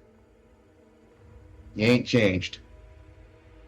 That's despicable. Snooze. There you go. Actually, got that one. Yes. I don't know how much more is left though. I can give you a couple things I left off. Sure. Okay. Shortly before I wrote that, shortly after the species that I wrote was fully implemented into the game, and so anyone can play it, there was one jackass who put out flyers all across town with that was like a fake news article thing, basically making fun of the entire race package in game. God. And they got away with it because he put actual game resources and time into it. Just because it's in game doesn't mean it's not Yep. still bullying, but you know what the fuck ever. Well, it's what my character would do. I Yep, don't basically. fucking care. Yeah. There was another person who played more of a long game with their abusive behavior, where there's how do I describe it? There's sort of a out of game currency that is exchanged for donating things to the club or donating your time to the club, so playing NPCs or making props, etc. This person donated a whole bunch of really expensive fabric to the club, and then over the course of a couple of years, no one did anything with it, and it went moldy. And they got like a massive amount of it, to the point where they didn't need to actually put in experience points to get the skills necessary for to get more resources for their skills. They can just use this out of game currency to get everything they ever need, and just effectively flooded the market. Effectively, they made a scale model of capitalism within the I've seen that club. before. Yeah. Yep. Like It's every fucking time shitty. every time they did something for the club, they got more than anyone else did for Mhm. the same amount of work. And it got to the point where they could just throw this currency at every problem, and then everyone would be able to cheer, "Yay! Go! You're awesome!" When really they're made everyone bored. Mhm. Yeah, but those two. No, I guess the news article one was thrown against me, but yeah, they do not maintain things fairly there at all. It's all based on friendships. God, yeah, it is Animal Farm. Oh, Oh yeah, shit, dude. Oh, absolutely, it is just straight up. Oh, I thought it was an apt comparison, yeah. yep. yeah, no, that's yeah, yeah. No, that's spot on. yeah. Oh, God. There's things I wanted to do in that game that everyone could enjoy that I just didn't, because there would be one or two people who would make it about themselves and fuck it up for everyone. For example, Mhm. I wanted to make a holiday for the species I made, where they would invite everyone into their territory and then have a party. You know, there'd be snacks, food, etc., and there would be a fighting pit or a fighting arena or Ooh. or like a boxing ring or something like that, a designated area where people can just sort of fight each other. And the entry fee was that you had to fight someone of the host's choosing. You didn't have to win, you just had to fight them. You're like So a if you man. lost, you still got in, and then you had the food and everything else. And Nice. people can cheer on matches. You can challenge people to other matches if you wanted to, etc. A party around basically boxing matches. Yeah. That sounds great. Yeah, sounds like a fun time. I didn't for two reasons. One, the Elven Code of Honor in that game states that you must prevent harm from happening to other elves. So if an elf went in that ring, all the elves would go ballistic and it ruined the whole thing. Oops. Yeah, that'd be bad. Or Mrs. Capitalist would come along and poison everything. No. Okay, Of I'm not course, gonna lie. she'd be able to make poisons. I thought Granted, I one- never did this. But someone would have done it. Yeah. Yeah. I honestly thought that one of your reasons was going to be that rule number 1 is you don't talk about Fight Club. You talking That's what I was gonna say. I so thought you were going to put it in there for a second. No, it wasn't a straight up rip off of Fight Club. The species is pretty violent. At least it was at the time. I'm not really sure now, but like it was like okay, but yeah, it's just like okay, you want to get in, cool, fight this guy. You don't have to win. We'll patch you up afterwards, and then you Makes can sense have the to me, yummy but- food. Yeah, it's I understand the werewolf the apocalypse standpoint. Yeah. What is it? Fiona. Basically. Yep. Yeah, kind of. Yeah, but Kinda. Yeah, that there's sounds like there. Go ahead. I was just gonna say, that sounds like a great idea because especially for new people, it doesn't have to be too difficult. It just gives them a chance to, if they're a little bit shy, to go, well, you have to practice because this is part of Yeah. the lore now. So you have to just try, right? It doesn't matter if you lose. Just get in there and practice. Get in there, do your best. It's you a follow- really great way to get new players, like who are really shy about like combat or something, to do it. Yeah, absolutely. And can become a learning experience too. Yep. Mhm. And it doesn't have to. We don't have to make fun of them for losing. We applaud them for their effort. Unless Mhm. something And give them- absolutely and hilarious give them tasty happens. food. Yeah. Tell me how You the know- grass tastes, little man. You tell me. Oh, you're new? Bash this guy's head in. Yeah, exactly. Yeah. And then come drink Yeah, with Blaze us. got it. Yeah, exactly. Have some cool, yummy. Afterwards, have some funny. Have some food. Cheer on the other matches. You want to challenge someone? Go for it. They don't have to say yes at that point, but go for it if you want to. Mhm. You know, like there's so much I wanted to do and was afraid to do it because people made it about their petty shit. Yeah. So yeah, that is my that all that when I attended, it was over the course of a decade. Mhm. And that is the worst of it. Like, I didn't attend for 10 years because it was always horrible, right? God almighty. Yeah. There were people that I met. There are still people that I met there that I'm friends with to this day. Good friends. Mhm. They don't go there anymore. I don't go there anymore, but we are friends because of that LARP. Hmm. Mhm. That doesn't balance out the bad shit. Yeah. Yeah. So, I mean, yeah, you're gonna make friends no matter where you go, generally, but Yeah. that's not a good enough reason for a lot of that shit to be going on. No. Yeah. So I guess So- now we pass judgment on these people and tell them that they can all go fuck themselves. For shame. I posted your link I'm not gonna link do to it. your I posted your URL to a few relevant Facebook groups. Oh, I haven't seen anyone other than the usual suspects, so I don't know. I don't know if you can go into hidden mode when you're viewing on Twitch, but You can view streams without being having to sign in. You just can't chat. right. So you can watch the stream. Right. The only Uh, way you can't is if you get banned and the streamer does actually have the setting change to where banned people can't be watching. right.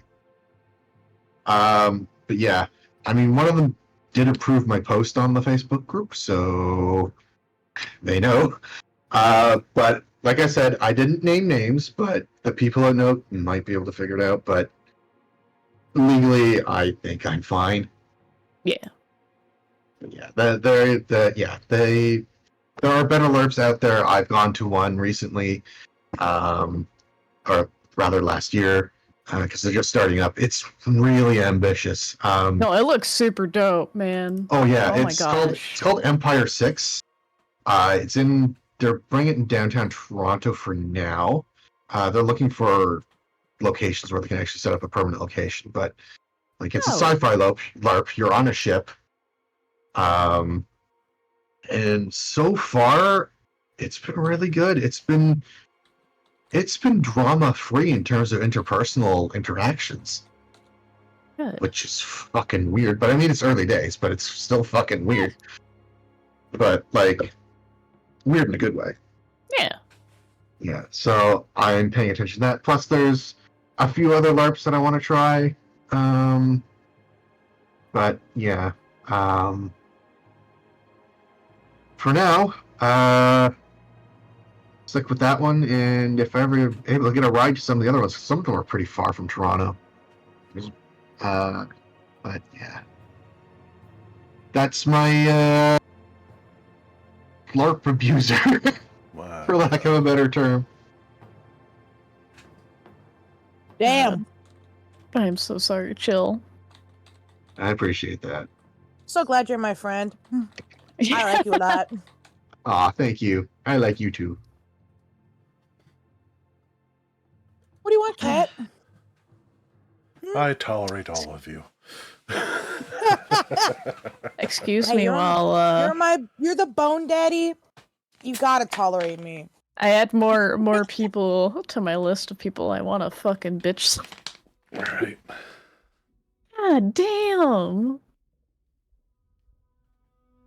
Good. So- I still can't get that's- past that the one of the ones that said that the allergy medical God. records were forged. Yeah, A Yeah, registered these- nurse, Again, you for said? the biggest of non-issues. Uh-huh. Yep. Should be clear. This person that said that was a nurse, but was also one of the bullies. So it I just didn't- became, dude, trust me, I'm a nurse. No, dude, I don't trust you. You're a sociopath. Right. No, hope they fucking... This is some don't hug me, I'm have their, scared shit. Yeah, no, fucking yeah. God mean- damn. You know what? I'm going to tell these people that I am allergic to those civic beans. So Let's see them uh, shell out the money to get some of that shit in here. To test the allergy. God I'm damn. allergic to Kopi beans. Kopi Right. coffee. My. Go BBS. God damn it. Buy that shit and actually try because it's expensive as fuck. Right, I'm exactly. allergic to a 10-ounce prime rib, medium rare, please. Crab. I'm totally allergic to snow crab legs. Yeah. No, snow crab. Absolutely allergic to snow crab legs. Yeah, absolutely allergic to snow crab. Yep. I'm allergic My to God. caviar. I know it's. I was I know waiting. it's- I won't. I know Really? it's Tang. But like, what would have happened Thank you, if Alex. they made food with all the gluten and somebody came in and was new and was like, "Hey, I'm celiac. I cannot have this. I will die." Then fucking die. Oh my You God. faker, No, you. you're lying. And then they literally would have died. I hope that nurse doesn't still have their license. Oh my God. I have no idea. I know they for- probably do. For but him, I can believe, help. like I said, he's a leather worker and I think a blacksmith now, and just does like the Ren Fair and relevant circuits in the area. I have not seen him since he got booted. Oh, don't seek him Um, out. Do not. Absolutely no. no. No, do not seek this person out ever. Good. Keep it that way. No, I like Uh-oh. the person that led me on for years and then try to throw me under the bus. The only Yeah. portion of him I want to know him about is if he's in influencing my life in any way? And so far, the answer is no. Thank God. As for her, I think they got divorced. But other than that, I Yeah, no idea. I completely understand that. I should Nope, probably there are make people your that other I'm day like with more that, like expensive with. now, because so many people have done it now. Eve, man, like, I just spent 2 hours, and now this. Come on, I Eve. just started it.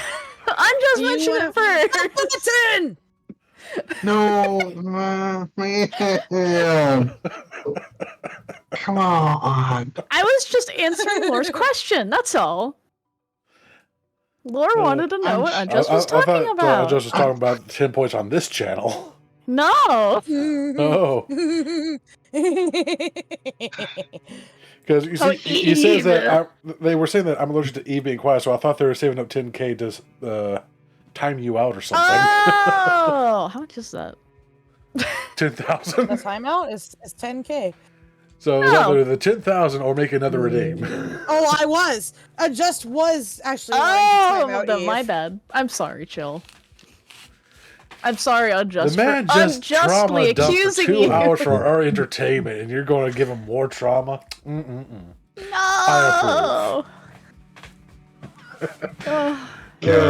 We are It's a funny on distraction. Hey, Joe, I'm so sorry that happened, and I hope it never happens. I hope you're doing okay. Don't you put it in your mouth. Don't you put Some of them got arrested for a sexual assault or booted for SA. Don't you put it in your mouth? Oh, You know what? Oh to my cleanse our God. palates, we should watch the House Hippo video. oh yes. Oh, God. I'm on that now. Hold on. I'll put it in our little group chat. Oh, God. I still need to fix That video was Oh. funny. I actually ran the commercial on one of my redeems for I think I was there for that. the redeem for sharing a piece of Canadiana. Oh. Oh, yeah. Give it to me. Oh yeah, good. Oh, yeah, you can put links in the chat. Eve. Oh, right. Give it to me. I can do it. Alright, Uh, I say we take 5, let Chill's voice rest, and then we Yeah. take over some of the storytelling by talking about things that have unsettled us over the Go.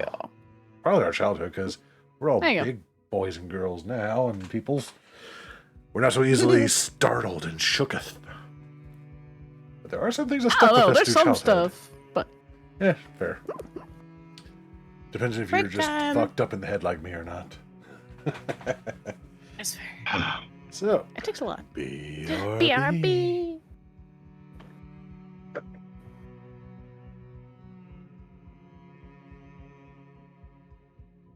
no secret podcast for me this time. I'm spent.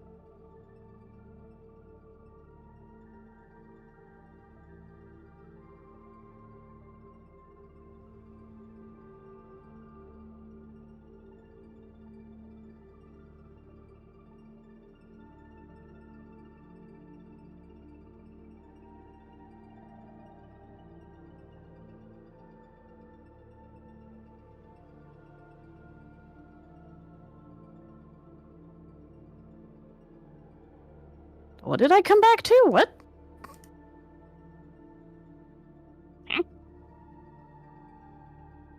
Murderous squirrels?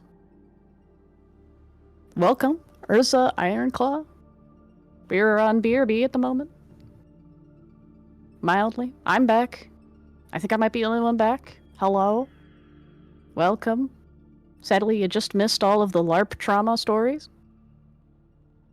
Maybe not, sadly. We're about to talk about, monsters that we found upsetting. Mostly from childhood. Inside your house? What? The squirrels? The house? Oh, no, the house hippos. Oh, okay. I was like, what? I mean, I'm still mildly concerned for you, but... I think Monster. House hippos are rad. Welcome back. I'm gonna have to watch that later. Oh, that's adorable. Well, most Canadian PSAs are horrifying. This one's just delightful. I'm getting, I want a hippopotamus for Christmas vibes. I fucking love the house hippo. He steals my crumbs. Don't look behind you. Can you not? Laura, you're not my house hippo. I'm sorry. You can't have my peanut butter crust. I Hang on. spooked Eve.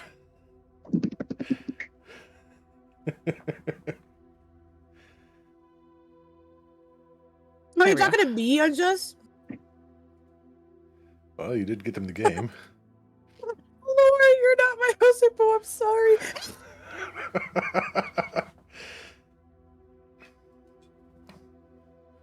Give me the book Giving talk me book voice. talk voice. Oh, they noticed. How come that quote is the only one that's showing up when it's saying it's quote number 3?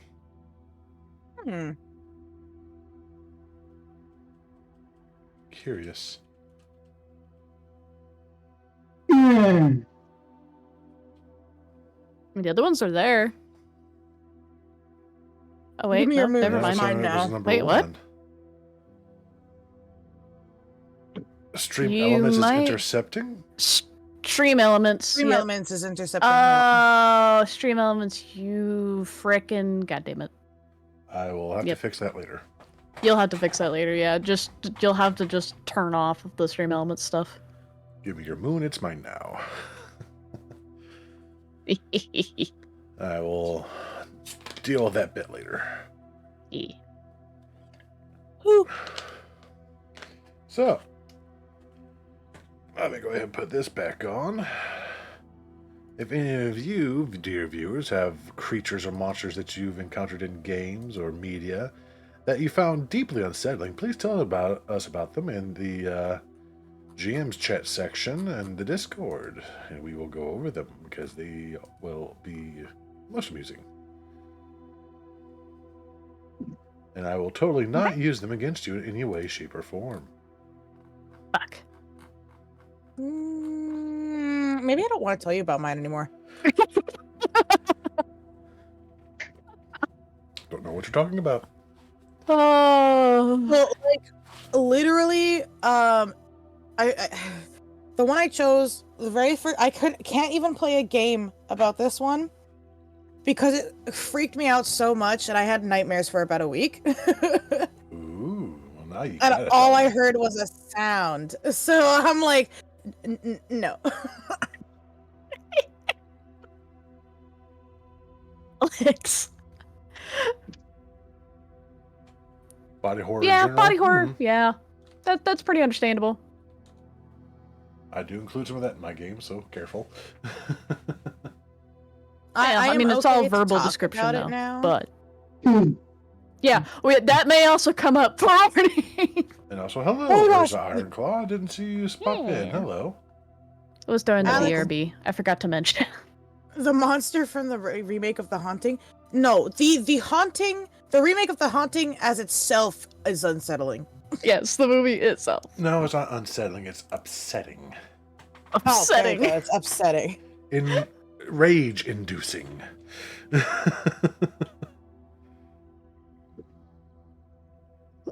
I hate that Oh, so movie only so much. Yeah, I love that quote. Good job on just. Hate. It's about family. Don't get me started. He gets my little owl heart.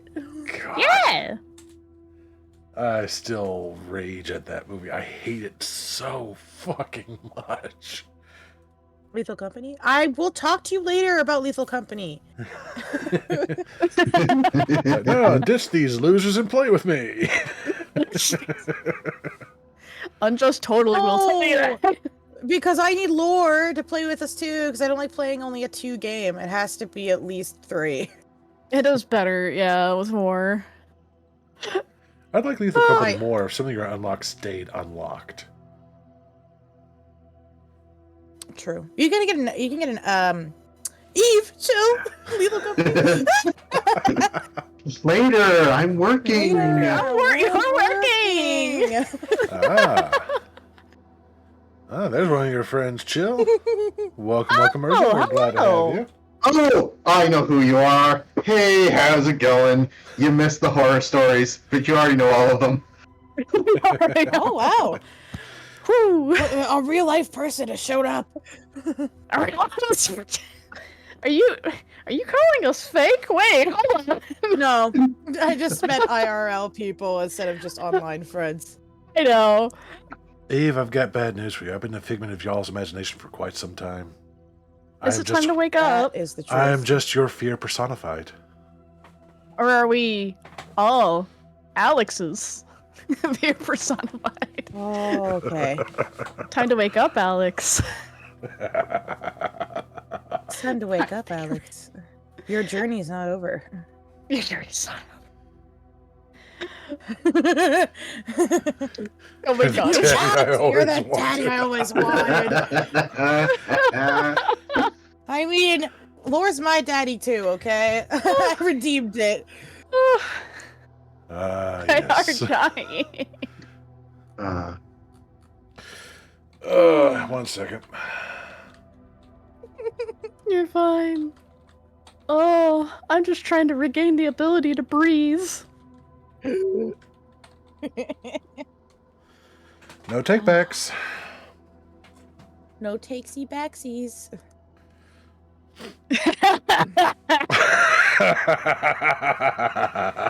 Oh.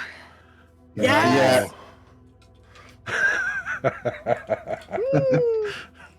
Yeah, it was a year. I spilled all the tea, although I kept names secret, so I changed all the names and everything, but I spilled all the tea. It could have been You worse. were there for- Just. Well, do you say you spilled all the tea? You spilled all the tank. I Someone spilled else spilled the tank. I spilled the tea. Tang. I Papa. think that's what you said. Tang. Careful. I'm never chatting I'm never chatting anywhere ever again. It could have been worse, Unjust. You could have done what poor Envy did when they redeemed the Bone Daddy. Oh, no, that no, was no, no, no. fantastic. In the Never middle again. of the uwu voice. Yep. Only for only 5,000 scholar skulls. Yes, you too can have this lich over here as a father. I thought I had it for 10,000. No, it was just 5,000. No, that's 5. Oh, it's 5? Oh, true. 10 is timing someone out. As I remember now. And if you want to really get cringe, you can, for 6,000, you can do the uwu voice first, then the Bone Daddy redeem for the ultimate cringe. No, Mac just redeemed Uwu. No, Oh, he showed you uwu. no. Have you been My little Envy. owlet? Returning lethal anti-repel banning all of you. Exodia. Don't run away, my little hatchling. Don't return it. You can't. I paid for that shit. You better keep it. Quincy Joja, what's your quinge about this? Uwu. Exodia. Oh, but unfortunately, I just can't bang in this chat because he does not have the abilities. I could, but I'm not gonna listen to them. They know that. I do, but I'm not spending it on Bone Daddy right now. But why Never not? again. It was, yeah. Are you saying you learn from your mistakes, Uwu? Double down. Darn it, I'm incapable. Thank God! No Bone Daddy! Not right now! You assume he's not against making it cheaper right now. I could even do it for free, Uwu. He could for this stream and this stream. Just for you, my little hatchwing. They could have more bone siblings. Oh. We could also even do the shot with him so we can have another teasing lick, Uwu. Oh God, fucking damn it! No, no, Anna! Awa, awa. My chest hurts. Ow! Someone else is gonna have to go first with the monster thing. Oh my God. I would, but I don't think you want this ghost going in this voice, Uwu. It might spoil it a little Did I not bit. give you that? I thought I did give you that. I just haven't enabled it. Oh, okay. So I'm Not it. I'm working, not it. Those goes. Oh, fine, I'll clip it. You're also working. I'm guessing the ara ara came off really amusing in that voice. I can't quite tell. I'll clip it later. When it's off, we'll clip it and I'll send it to the chat. It's you around go. the 2 hours and 8 minute mark, somewhere around there. Sounds good. So I'll make note of that. And just for realsies, ara ara. Oh my God. Let's see, the ara aras do so change depending on depressed. what voice I'm using. The redneck one was always a fun one. Please no. You want that there? Era, oh, okay. Era. I don't get it, but there you go. I hate it. I hate it so You want much. me to do Anna? All right, next we got orange bourbon, we got rye, and we have the teasing lick. God fucking. Oh, I will right, forever because we now were talking call the about amaretto. teasing lick. How did you forget already? Because I'm an idiot. Which, for the uninitiated, okay, I is forgot amaretto. Alright. Alex, why do you do this to me? Thank you, Envy. I see bunk, but I don't hear bunk. I heard it. Oh wait, no, I didn't. What the hell? I guess I heard it in my head. Pavlov's Oh, that's bonk. talent. I do not know what goes in a reach around, so I couldn't tell you. Oh, You don't need another person for that. Did Alex just low-key say they want to pick me? I'm sorry, what? what? She's asking for a reach around. No! You have the ingredients for a reach around. I don't know what goes Question in mark. it. Oh my god. And we have gone back to that part of the stream where I just say unhinged shit. Certainly not as unhinged as the LARP. That's fair. Oh, Eh? man. Hey, look, No, someone made the we- clip. No murder. No sexual No, harassment. no petty shit. Laura keeps popping to my streams and gifting whoever's there Yeah, a sub, so- so he sort of is a sugar daddy. Teasing, like, alright, amaretto it is. Like Urza can confirm not everything, but a lot of it. That's probably still one of my Just- favorite jokes for a while now, because I got all of you to die laughing at that. Oh my god. Oh yeah, that's right. To your health. Mm. How's I that do being love the taste nice? of amaretto.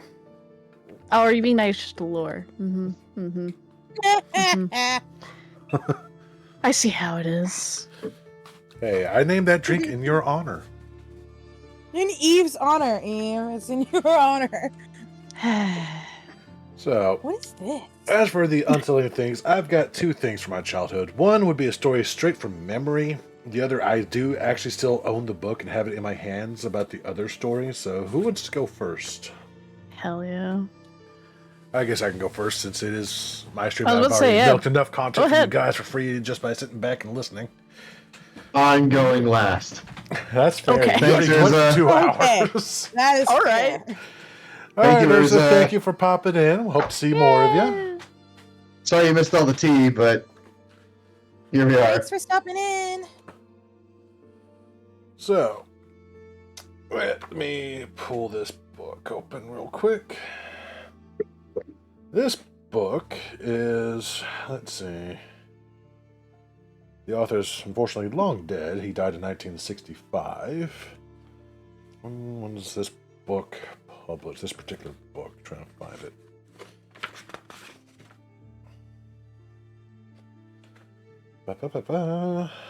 Reprinted. This book we've had since the year 1981. This is an old book. So it's been around since I didn't. Well, this current meat suit didn't quite exist yet until I came to inhabit it. Yes. What's up, Unjust? Yes, I'm just. Thank you for including the second. Ow! God damn it! Ah! Lol. Okay, I heard it that time. Oh. Bad goblin.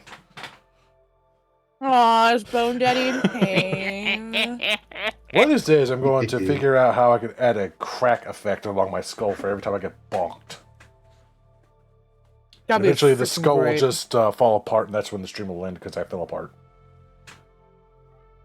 I can help with that.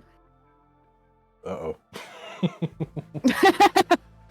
Give the Yes. other owl money. That's not what I meant, but all right. I mean, I'm not a stranger to throwing Eve money, so...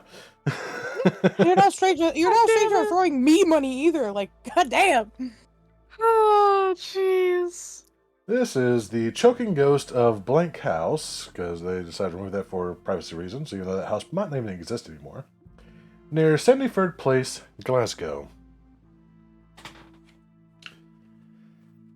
The last time I was passing through Glasgow, I put up for the night at a hotel near Sandyford Place, and met there an old theatrical acquaintance named Brown, Helly Brown. Not having seen him since I gave up acting, which is now, alas, a good many years, we had much to discuss. Touring days, lodgings, managers, crowds, and a dozen other subjects. All included in the vulgar term shop. We spent the whole of one evening debating thus in the smoke room, whilst the following night we went to an entertainment given by that charming reciter and raconteur, or how you pronounce that word, Miss Lillian North, who, apart from her talent, which in my opinion places her in the first rank of her profession, is the possessor of extraordinary personal attractions, not the least remarkable of which are her hands. Indeed, it was through my attention being called to the latter that I am indirectly indebted for this story. Miss North has typically psychic hands, exquisitely white and narrow in her long tapering fingers and filbert nails, which, by the way, are always trimly manicured, are the most perfect I have ever seen. This is back before feet were a thing and people preferred hands. I was alluding Okay. to them on our way back to the hotel after her performance when Helly Brown interrupted me. "Talking about psychic things, O'Donnell," he said. "Do you know there is a haunted house near where we are staying? You don't? Very well, then, if I tell you what I know and you write about it, will you promise not to allude to the house by its right number? If you do, there will be the dickens to pay. Simply call it Blank House, near Sandyford Place. You promise? Good. Let's take a little stroll before we turn in. I feel I want a breath of fresh air. I'll tell you the experience I once had there. It is exactly 2 years ago, and I was on tour here in the Green Bushes. All the usual theatrical diggings had been snapped up long before I arrived, and, not knowing where else to go, I went to number blank Sandy Place, where I saw advertised in one of the local papers as a first-class private hotel with very moderate charges. A wild bit of extravagance, eh? But then one does do foolish things sometimes, and to tell the truth, I wanted to change badly. I had digged for a long time with a fellow named Charlie Grosvenor. Not at all a bad chap, but rather apt to get on one's nerves after a while, and he had got on mine horribly. Let me restart my music because it ended. There we go. Okay, yes, play. There we go. Wasn't sure. Consequently, I was not at all sorry for an excuse to get away from him for a bit, even though I had to pay dearly for it. A private hotel in a neighborhood like that of Sandyford Place is a big order for an ordinary comedian. I forget exactly what the terms were, but I know I pulled rather a long face when I was told. Still, being, as I say, tired of the usual digs, I determined to try it, and accordingly found myself landed in a nice-sized bedroom on the second floor. The first 3 nights passed, and nothing happened, saving that I had the most diabolical nightmares. A very unusual thing for me. It was the cheese, I said to myself, when I got out of bed in the first morning. I'll take very good care I don't touch cheese tonight. I kept this resolution, but I had the nightmare again, and even, if anything, worse than before. So I fancied it must be the cocoa. I was at that time a teetotaler, so I took hot milk instead. But I had nightmares all the same, and my dreams terrified me to such an extent that I did not dare get out of bed in the morning. It was then winter. Till it was broad daylight. It was now becoming a serious matter to me. As you know, an actor, more than most people, needs sleep, and it soon became as much as I could do to maintain my usual standard of acting. On the 4th night, determining to get the rest at all costs, I took a stiff glass of hot brandy just before getting into bed. I slept, I could scarcely help sleeping, but not for long, for I was rudely awakened from my slumbers by a loud crash. I sat up in bed, thinking the whole house was flying about my ears.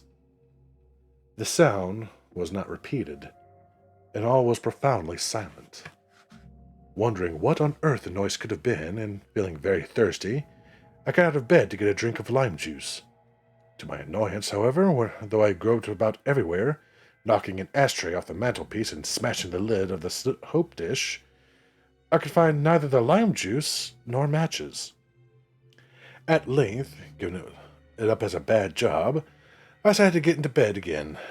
With that end in view, I groped my way through the darkness, steering myself by the furniture, the position of which was, of course, quite familiar to me. At least, I imagined it was. Judge, then, of my astonishment when I could not find the bed. At first I regarded it as a huge joke, and laughed. How rich! Fancy not being able to find one's way back to bed in a room of this dimension. Good enough for Punch. Too good, perhaps now. But it soon grew past a joke. I'd been completely round the room twice, and still no bed. I became seriously alarmed. Could I be ill? Was I going mad? But no, my forehead was cool, my pulse normal. For some seconds I stood still, not knowing what else to do. Then, to make one more desperate attempt, I stuck straight in front of me and ran into something that recoiled and hit me. Thrilled with amazement, I put up my hand to feel what it was, and touched a noose. "A noose!" I ejaculated, interrupting Haley Brown for the first time since he began. "Yes, a noose," he repeated, "suspended in mid-air. As you can imagine, I was greatly astonished, for I knew there had been nothing that I could be now mistaken for a noose in the room overnight. I stretched out my arms to feel to what it was fastened, but, to add to my surprise, the cord terminated in thin air. Then I grew frightened, and dropping my arms, tried to move away from the spot. I could not. My feet were glued to the floor. With a gentle purring sound, the noose commenced fawning. I use that word because the action was so intensely bestial, so like that of a cat or snake, round my neck and face. It then rose above me, and after circling fiercely round and creating a miniature maelstrom in the air, descended gradually over my head. Lower and lower it stole, like some sleek, caressing slug. Now past the tips of my ears, now my nose, now my chin, until with a tiny thud, it landed on my shoulders, when with a fierce snap it suddenly tightened. I endeavored to tear it off, but every time I raised my hands, a strong magnetic force drew them to my side again. I opened my mouth to shriek for help, and an icy current of air froze the breath in my lungs. I was helpless, O'Donnell. Utterly, wholly helpless. Cold, clammy hands tore my feet from the floor. I was hoisted bodily up and then let drop. A frightful pain shot through me. 100 wires cut into my throat at once.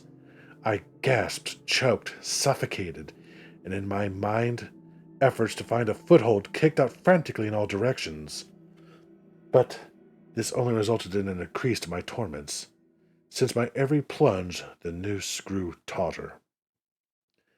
My agony at last grew unbearable. I could feel the sides of my raw and palpitating thorax driven into one another, while every attempt to heave up breath from my bursting lungs was rewarded with the most excruciating paroxysms of pain. Pain more acute than I thought it possible for any human being to endure. My head became 10 times its normal size. Blood, foaming, boiling blood, poured into it from God knows where.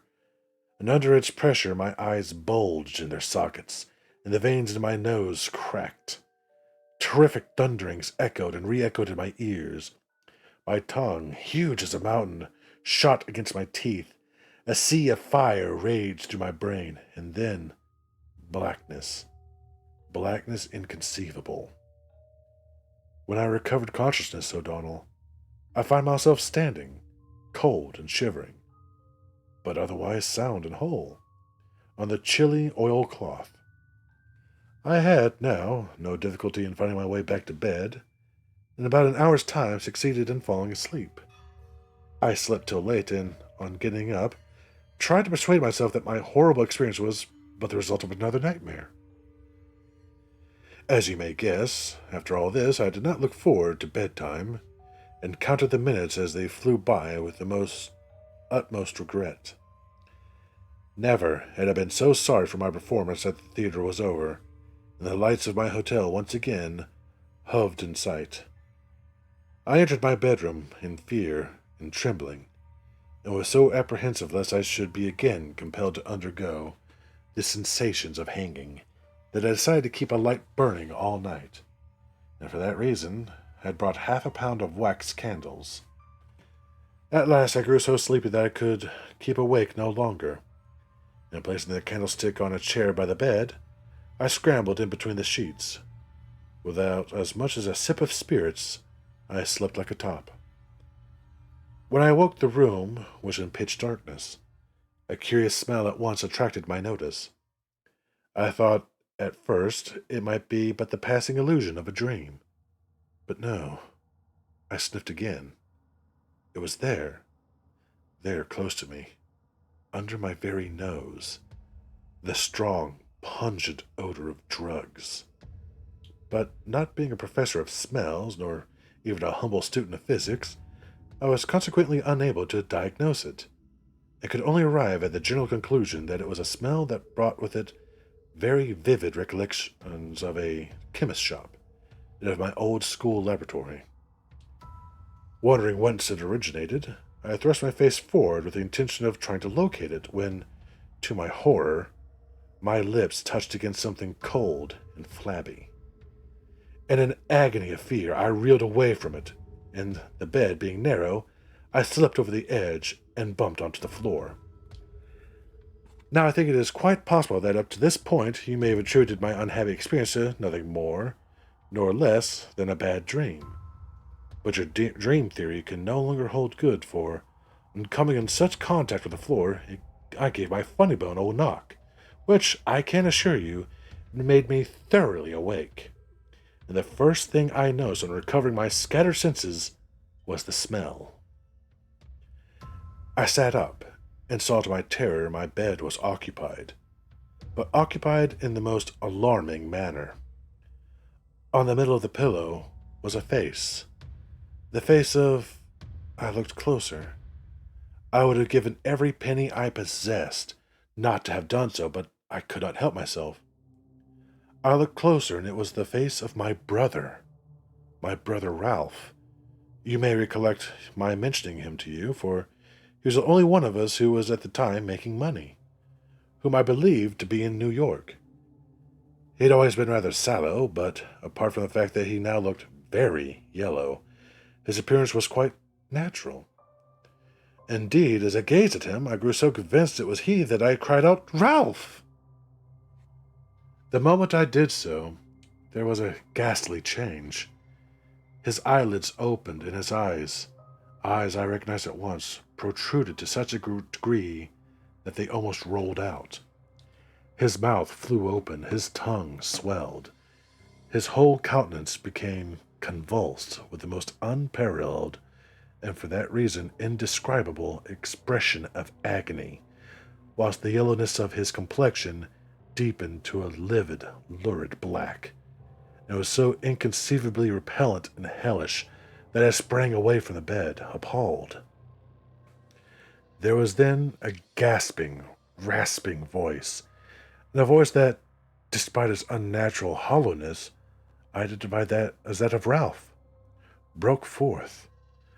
"I have been wanting to speak to you for ages, but something, I cannot explain, has always prevented me.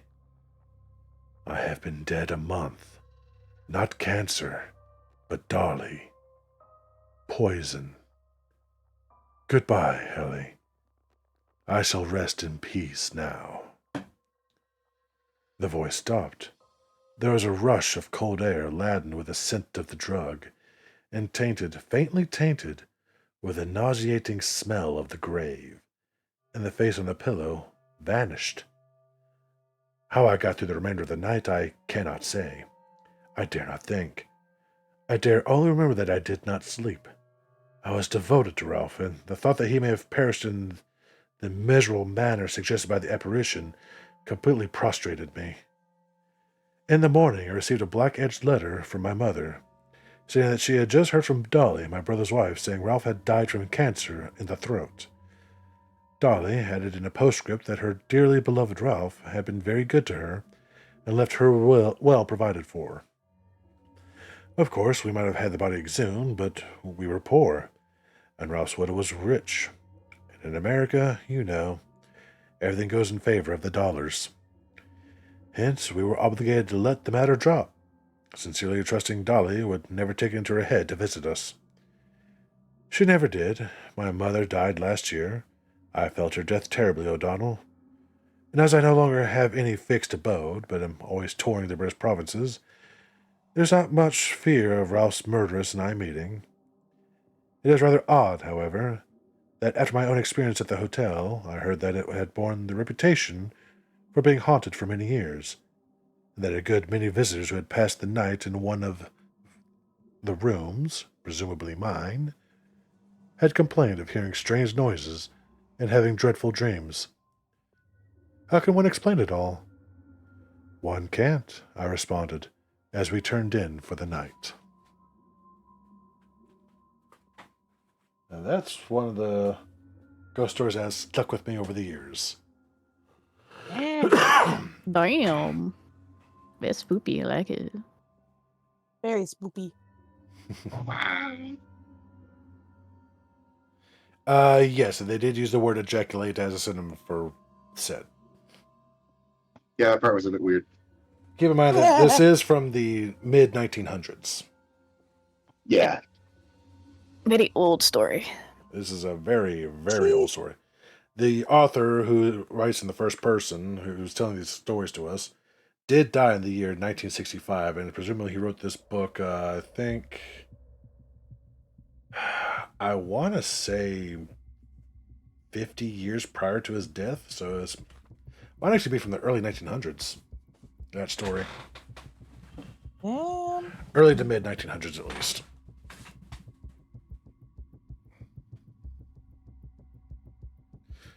No clue, not a good enough reason to use that word. Well, it meant something different back then.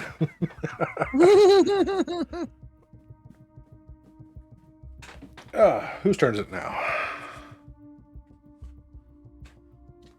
I can go. Okay. By all means. Let's see. Unless somebody wants to go. The hard part is that the one I have it really isn't a story, so I was trying to find one. I found a fan fiction, but I think I'm gonna explain the creature first before I read the story. Okay. Do you need more time or? Because I am also like lore. I do have a story right in front of me. So. Yeah, the other story Eve, you is go. from memory. Yeah. Damn. Yeah, Eve, you first. Okay. So I'm just gonna start reading this because people will, and I'm gonna explain it afterwards, because a lot of people will probably immediately pick up what this is. Oh, then maybe I'll do that too. Okay, yeah, you go. Okay.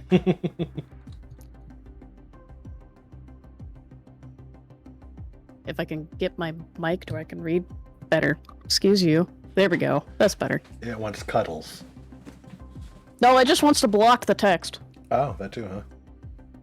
Yep. When it got hot in the valley, Thomas and Alfred drove their cows up to a cool green pasture in the mountains to graze. Usually they stayed there with the cows for 2 months. Then they brought them back down to the valley again. The work was easy enough, but oh, it was boring. All day, the two men tended their cows. At night, went back to the tiny hut where they lived. They ate supper and worked in the garden and went to sleep. It was always the same. Then Thomas had an idea that changed everything. Let's make a doll the size of a man, he said. It would be fun to make, and we could put it in the garden to scare away the birds. It should look like Harold, Alfred said. Harold was a farmer they both hated. They made the doll out of old sacks, stuffed with straw. They gave it a pointy nose, like Harold's, and tiny eyes like his. Then they added dark hair and a twisted frown. Of course, they also gave it Harold's name. Each morning, on their way to the pasture, they tied Harold to a pole in the garden to scare away the birds.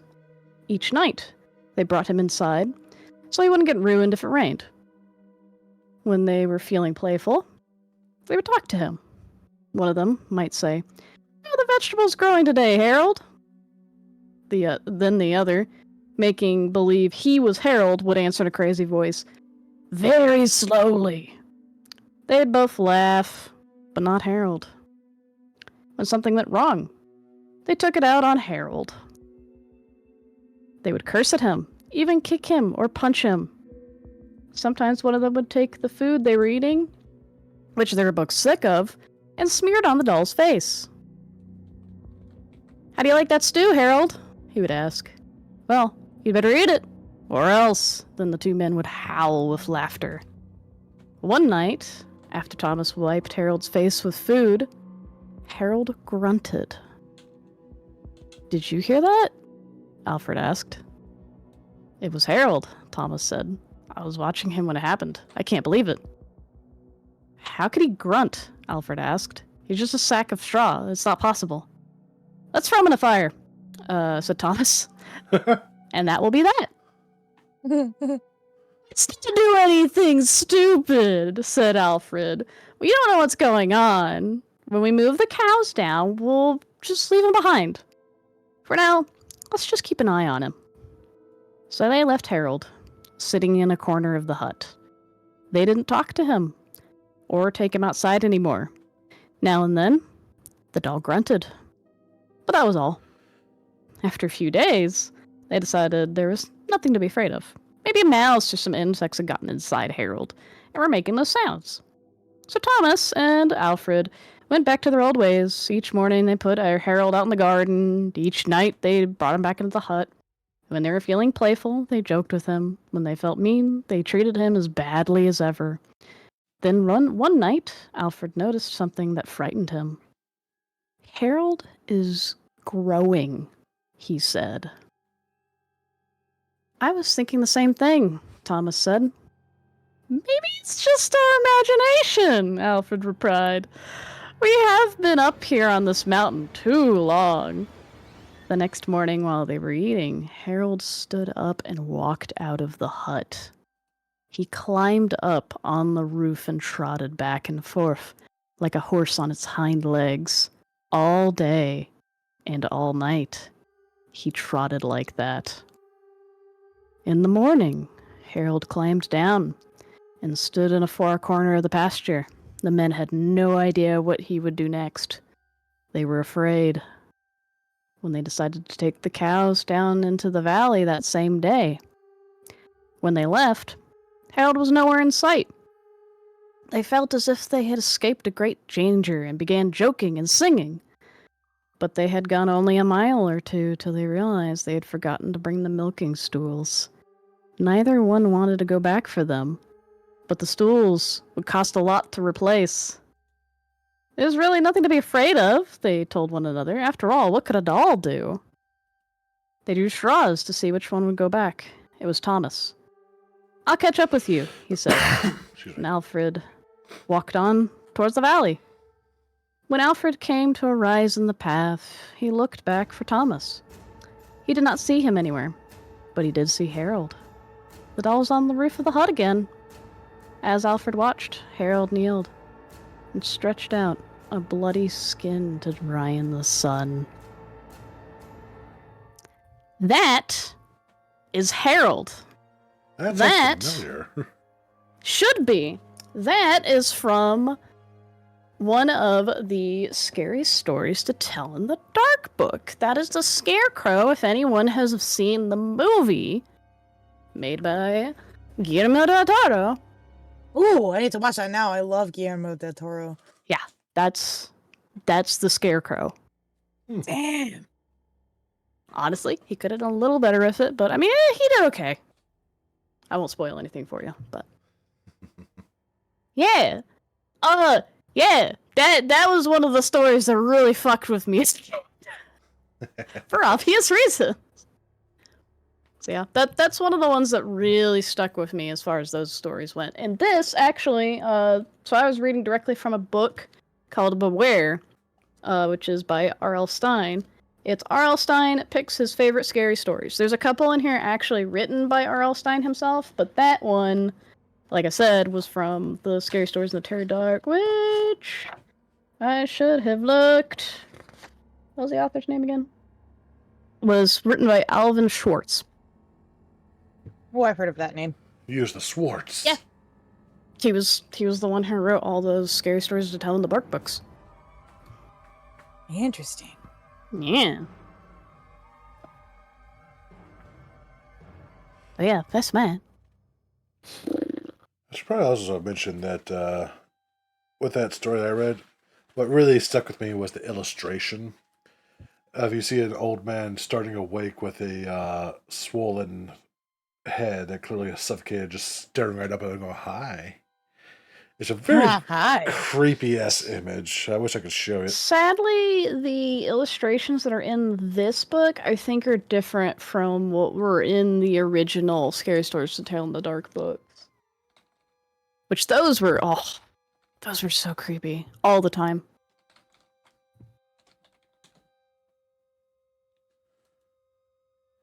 Real Harold to show up and impale with a pitchfork or something? No. No, the Scarecrow just fucking skinned him. Damn. Oops. Oh, it's so good. It's just like that last line. It's just like, damn. You know, you can actually find this book on Amazon still for $13. Nice. Damn. The one that you read from? Yeah, Scottish Ghost Stories. Nice. I liked my version better by. I would say tell that to Alvin, but he did, so. He did. So. I do know that. I don't know when he published those books, but I do know. Yeah, he is deceased. Ah. Neat. For anyone that is interested, it's only for $13. That's pretty good.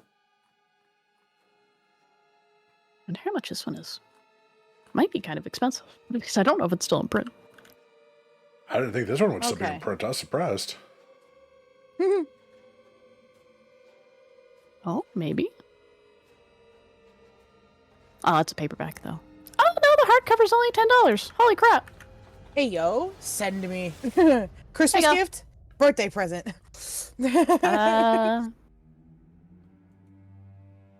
Sweet.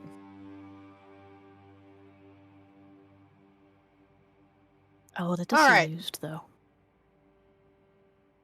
So yeah, I think I'm gonna read the story first. It will give away what it is closer to the end of the story. I haven't read this before. I skimmed through it while I was listening just to see, so I could read it a little better. But I will say it might not be super terrifying to you two. But when I found this the very first time, I was like 16, 17. That might have been about around whenever I first read that. I don't remember. Maybe even 15. I'm not sure, but it was spoopy. Not fair. So yeah, this is a fan fiction based off of the character. I'll tell you who created it after.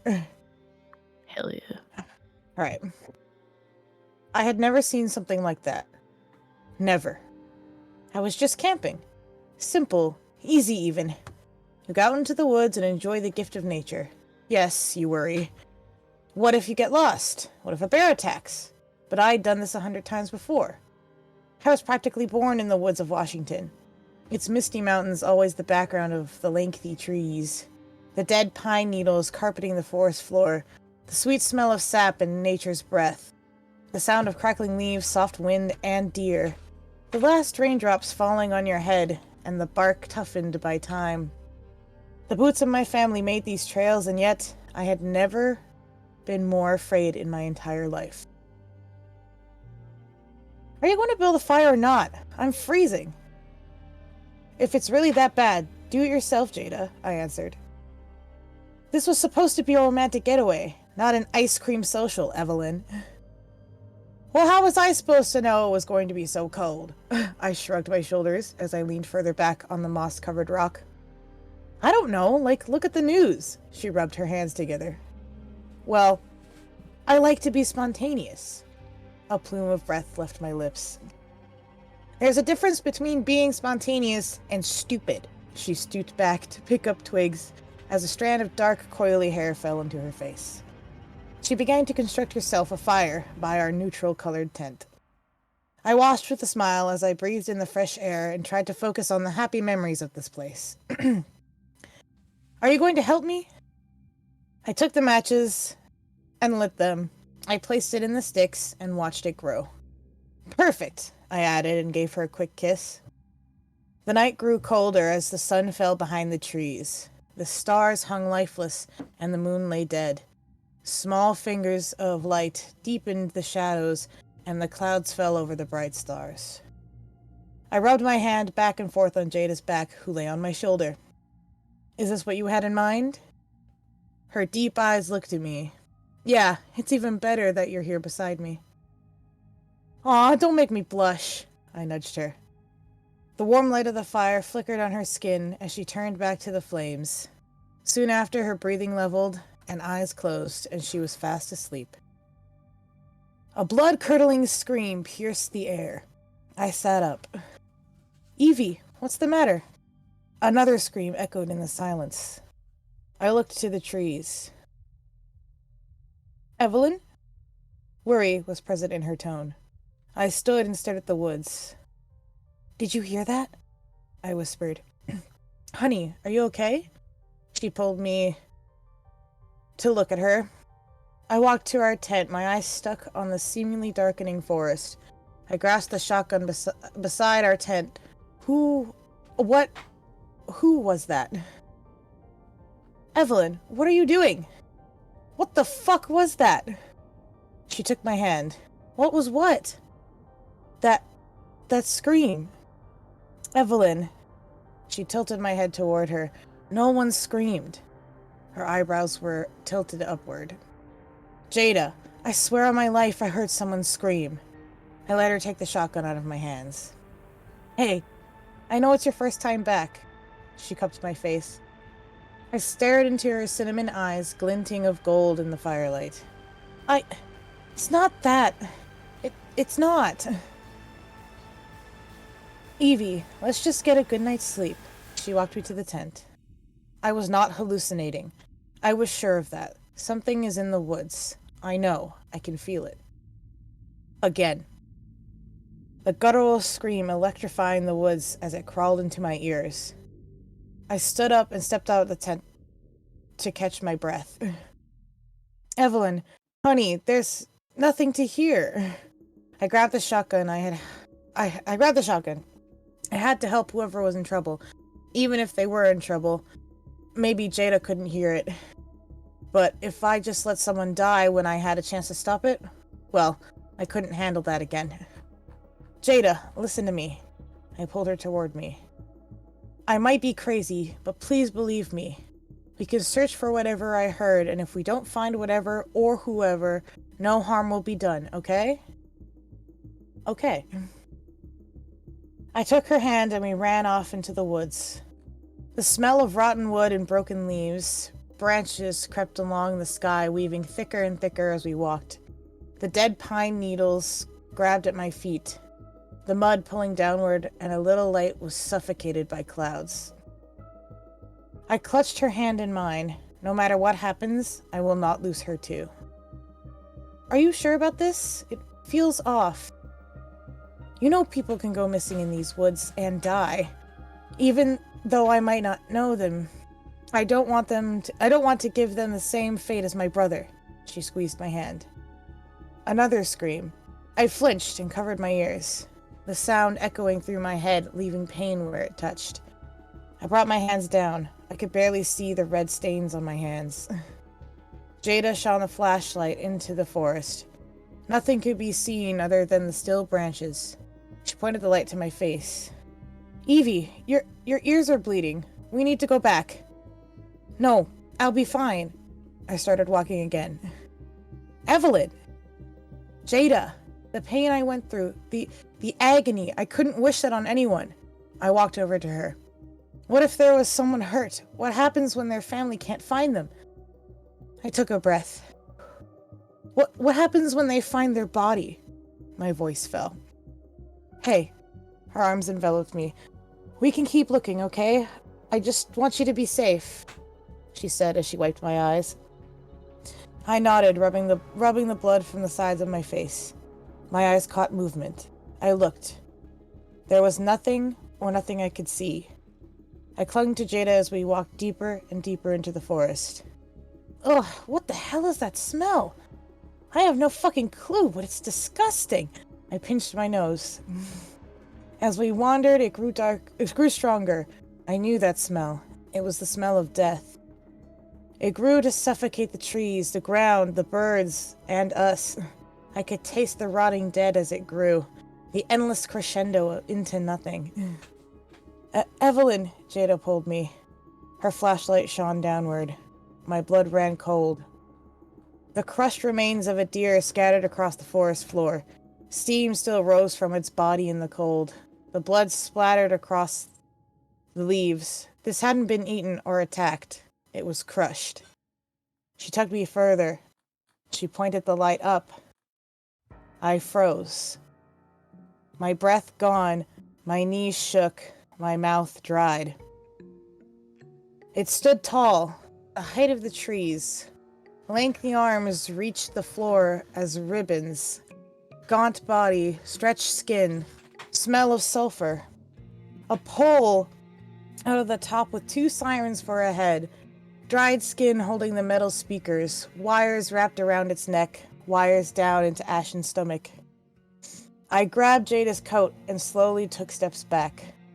The body stood still as its head turned. It screamed the sound of an Amber Alert, the vibrations rolling over my body, the high-pitched alarm repeated. I cocked the shotgun and pulled the trigger. Its arms cracked as it twisted and jerked. The wires crackled, its sirens screamed. I stumbled backward, the noise deafening me for a short time. I grabbed Jada and ran. I clutched her close to me. I couldn't feel my legs. They moved in fear. The ground shook as it chased after us, its sirens blaring a low rumble followed by a high-pitched sound of the Amber Alert over and over.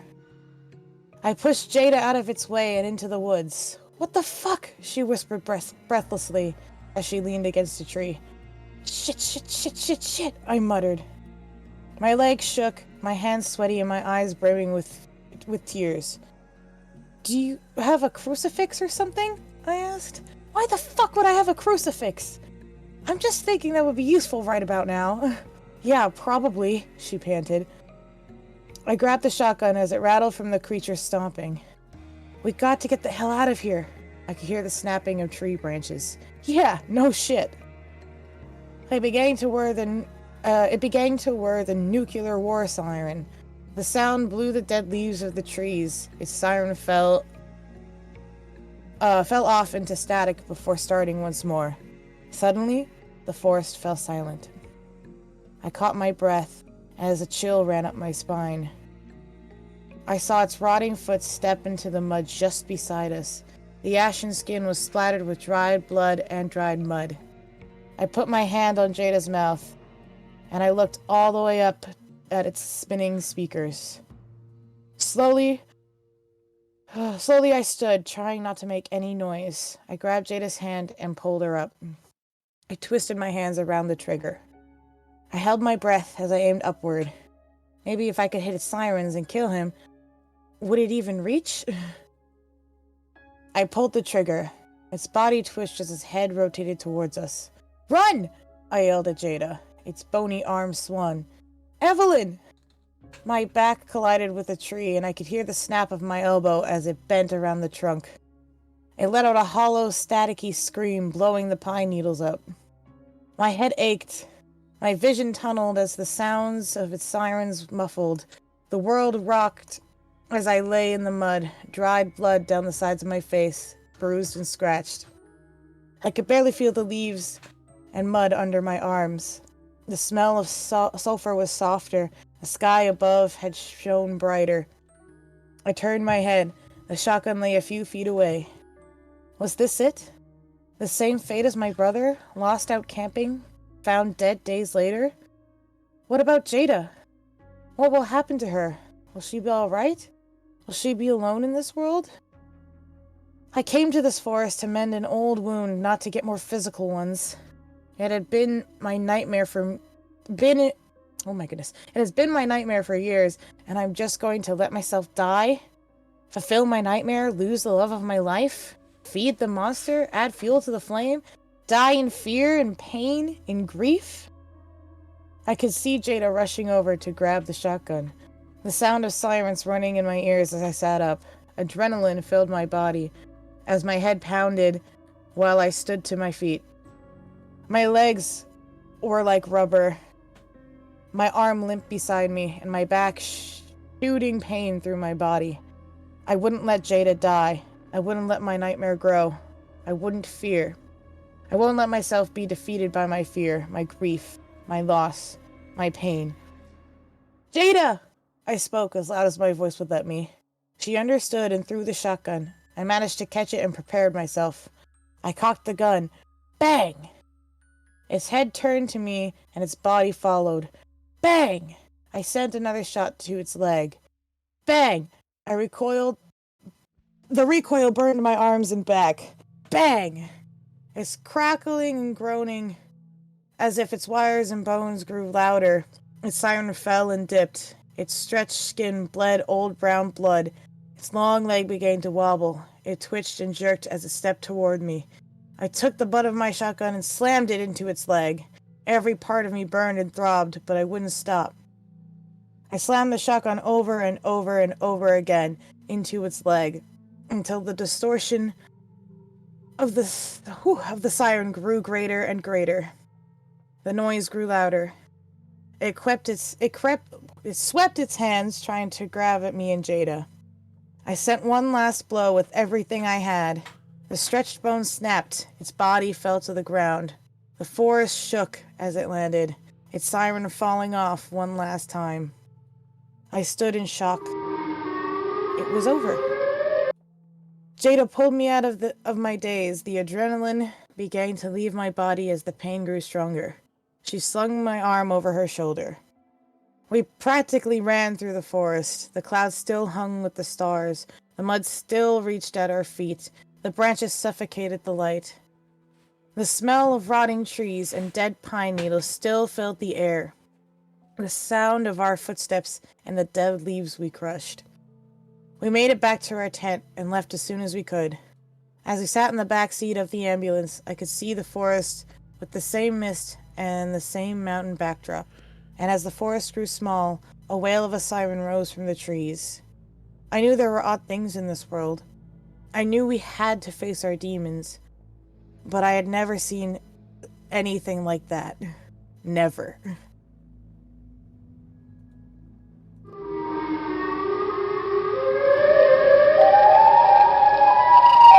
No, that is a fan fiction based off of Siren Head.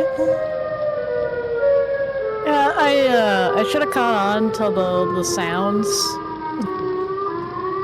That's fact pretty you that don't the hear main what's playing in character the was- background right now. Yeah, like hearing things that the other character did not hear. I was Yeah. focusing on literally every single other detail too much. It's Just funny like- because it even said on the top pole there's two sirens coming out of its head. Oh, whenever the monster was described, I immediately knew what it was. Yeah. I'm meaning like before that. Oh, yeah. I was just like, I feel like I should know what this is about. But Good it's old just like, Siren Head. no. Oh, Siren Head. So, when I first, I didn't read anything because it was all, like, done by Trevor Henderson, who's a Canadian artist. So I saw, like, animations about it. Mm-hmm. And the scary sounds. And I had nightmares for over a week about this thing. And I didn't even take a deep dive, like, into this because I was just like, okay, this creeps me out way too much. You would have loved Nah. Slenderman. Slenderman, you know, it's funny because I actually liked Slenderman, but this one didn't. This one scared me way more than Slenderman did. I heard Marble Hornets is about to relaunch a new series, I think it was, or a new season. I need to look into couldn't that. tell you. Because they did really good work I with should have Slenderman. known. Noted.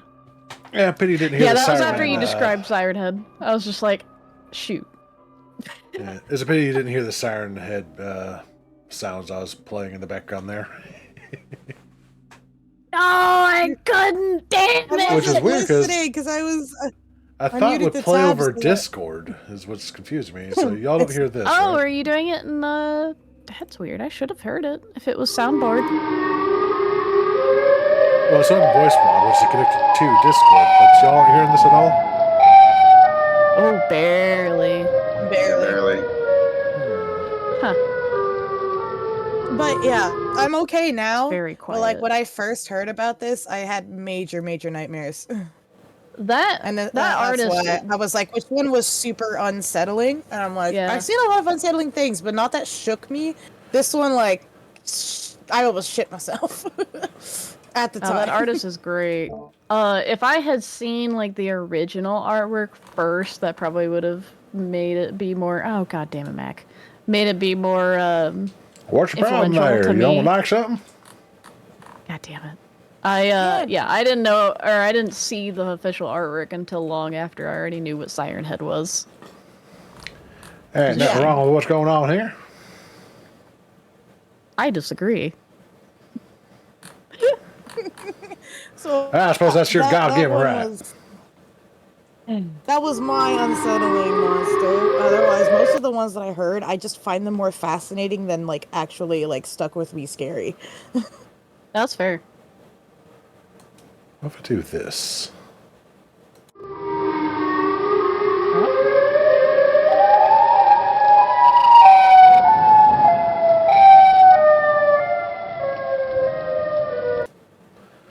I suppose that came in any louder, did it? Damn it. Didn't hear it at all. I didn't hear it at all. That sucks. I don't know what is wrong with that. Oh, well, I'll figure that out later. Right now, I believe we could probably use a little bit of a break and go use a bathroom, go get you a little something to sip a sip. No, Sure. give Yeah, a I'm little getting bit more nice time to and recover. I'll tell you my short. Mine is short, but I'll wait for after the break. Yeah. Give you just a few more minutes to let your voice rest so that you don't sprain you over that vocal cords. But I'll tell you what, man, I'm going to have a 15-minute break. Man, I'm going to the bathroom. Man, I'm going to tell you what, man, it's just territory now. Chill. Are you becoming a freaking like auctioneer? What? You tell me you ain't never seen the greatest show on this planet, that being King of the Hill, the best anime that's ever been? Howard. Bobby. That'll be our big. I do believe we have broken the owl. All right. No, you've just disappointed the owl. I can get away with this because I am from the South. BRB. BRB. See you soon.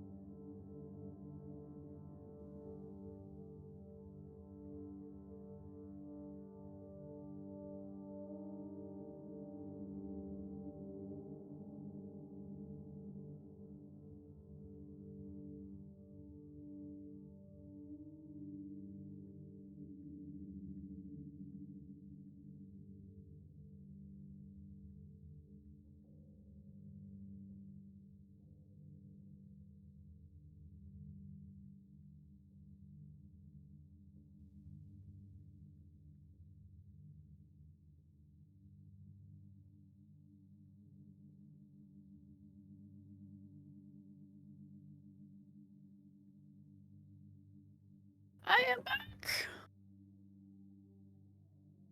Ow, my back!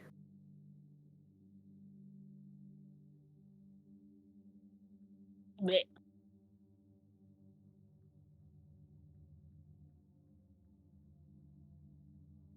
Did I actually leave? I just realized. Eh. I mean, like... He very well might have gone to bed. Which I would not blame him for at all.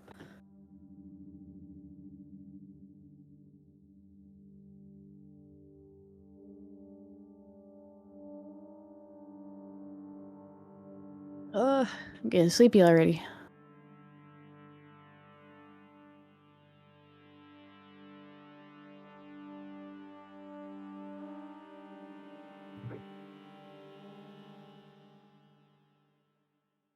Oh, goodness.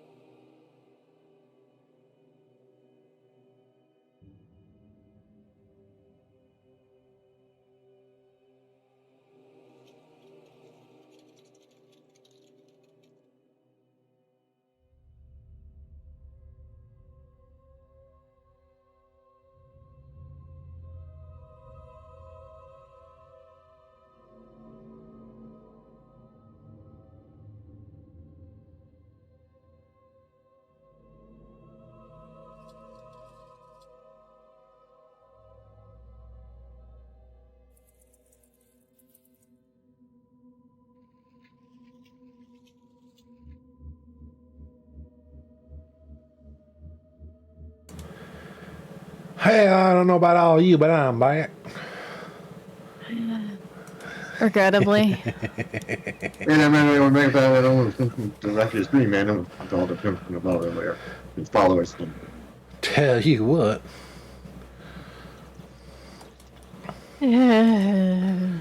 Poor Eve. Eve is taking psychic damage as we speak.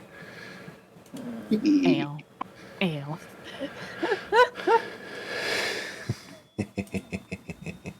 God damn. Oh, it's not my fault, Mac. That there he has gone and redeemed it, so I had to do it for a little bit. I know. As soon as I saw the redeem, I was like, damn it, Mac. So why don't you like that there redneck voice, hmm? What you got against it? Is it just too over exaggerated? Yeah, that'd probably be the best way to describe it. Did you ever see the There I Ruined It of Boomhauer singing Rap God? No, I'm going to look for that now. No? I think I've seen at least like one or two of those. Just not that specific one.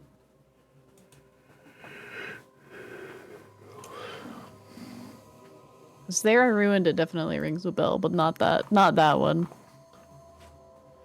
Ooh, Lord Almighty, I'm exhausted. Blech.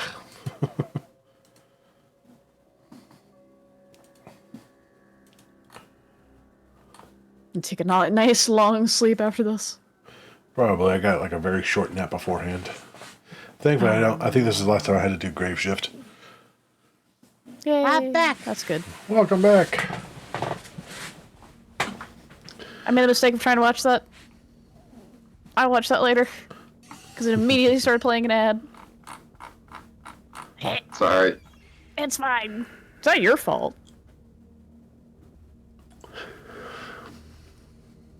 You didn't tell it to blare an ad in my ears.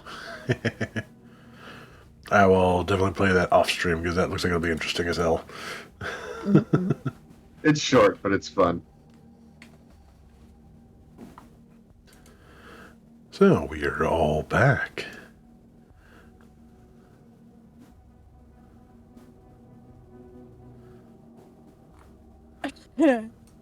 Which means it's Chill's turn. So you ready, Chill? Sure. So mine is shorter, and it's more of a LARP encounter that I had. Nice. It was at an indoor event, and we were down on the second floor, which is like the basement, and we were coming out of one of the rooms and into a stairwell. Not very well lit. From the top of the stairwell, an NPC that was supposed to be like a snake person, we found out a little bit later, like started like hissing at us, get out of my home, etc. But they slid on their stomach, face first, down the stairs. Oh, Yes. I've done that before. And it's a stairwell, so like the stairwell stopped and then turned around 180 degrees and went back down again. Did not lose momentum around that 180-degree bend. oh. And That's this impressive. very and started fighting us actually well on her stomach. Like we were just walking out of an encounter and then this happened and we all lost character and freaked the fuck out. Hell yeah. Oh, it was so well done because we could kind of see her, but not really. So everything was sort of vague, and she just stepped down the stairs face first. It was That's so awesome. I've only got So like gnarly. 2 notes to add to that one because I've done that once before to scare somebody, one of my roommates, and their kid when he was visiting. And I only have 2 notes on that. It's like, A, make sure that the stairs are not carpeted. Oh, And yeah, no. B, Oh, God. make sure you are wearing a thick enough shirt if it is carpeted because you don't want a rug burn on certain parts of your anatomy. Yep. Nope. Yeah. Especially as Rug burns are not fun. the person in your scenario was female, the rug burns there would suck because they did for me. that Worth one of the it, though. It was scariest hilarious. encounters I've ever had at a LARP was that. That's amazing. No, it wasn't assassins in the dark or some big scary monster. It was just that action alone.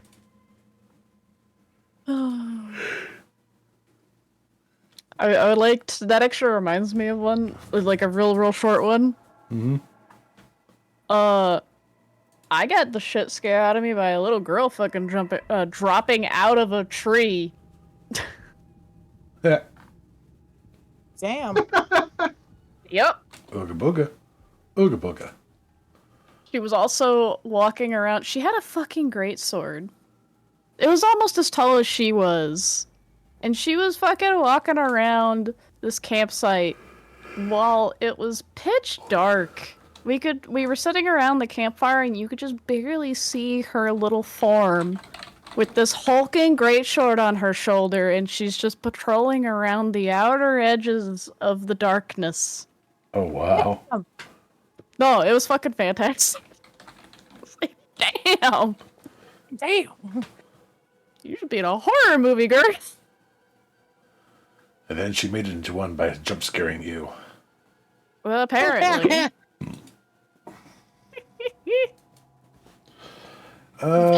I see you. Going on to the subject of unsettling things, I won't say that it deeply unsettles me, but it does cause unsettledness enough that I find it very interesting. And that's the entire theme of the Uncanny Valley. Like, you know, the Mandela Catalog. Over the course of Wrong button. The No, I'm Not Human, or I'm Not Human, that demo that's been out for a while. That stuff that on some level you know is not right, that you can't place a finger exactly on why it's not right. Like the smile being just a bit too big. Especially when you get into the theory that why we have that fear of the uncanny valley as a survival instinct. As you see, we weren't the only humanoid species on this planet for a while. Yeah. And they look just enough like us that it could cause problems, but they look just different enough that we battled this other tribe back in our primitive years until they finally went extinct. What was it, Cro-Magnon era or something like that? Something like that, yeah. Mimics. No, they weren't mimics. No, kinda, these yeah. were. They were basically I, just another form of human that we basically ended up wiping out. oh, yeah, no, I was just. Apparently, Being a goober. yeah. I can see it.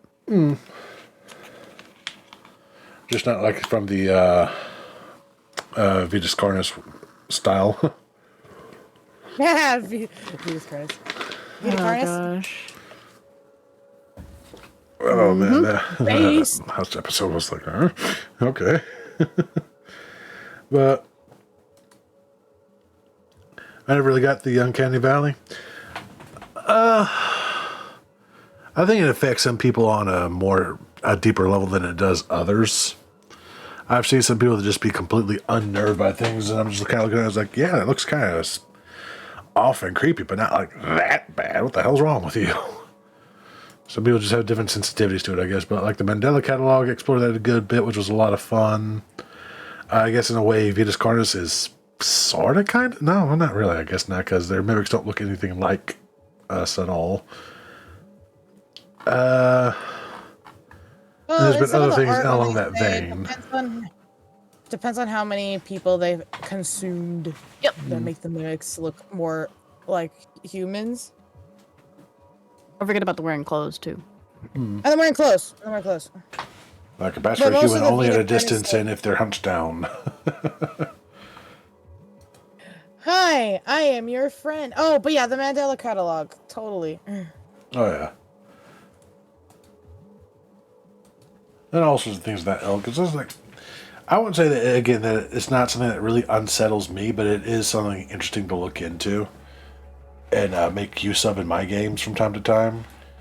There's like those little quirks that set off the alarm bells in the head, like the smile that's just a little too wide, and the eyes that don't blink nearly as often as they should. Like they only blink as if they just remembered, oh yeah, I should be blinking from time to time.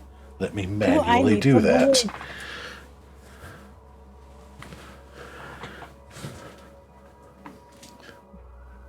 There's this one female creator, I can't remember her name off the top of my head, but she does this weird blink that's both cute and creepy at the same time. Well, she'll blink one eye and then the other. Like, almost like she's a frog, almost. Like, one eye will blink and then the other will blink and she'll open the first eye, then open the second eye, and she'll just do that from time to time. I was like, okay, that's not how that works, but alright. Interesting. It just looks really neat. It's like she does it in an adorable way, but it's still borderline creepy when she does it.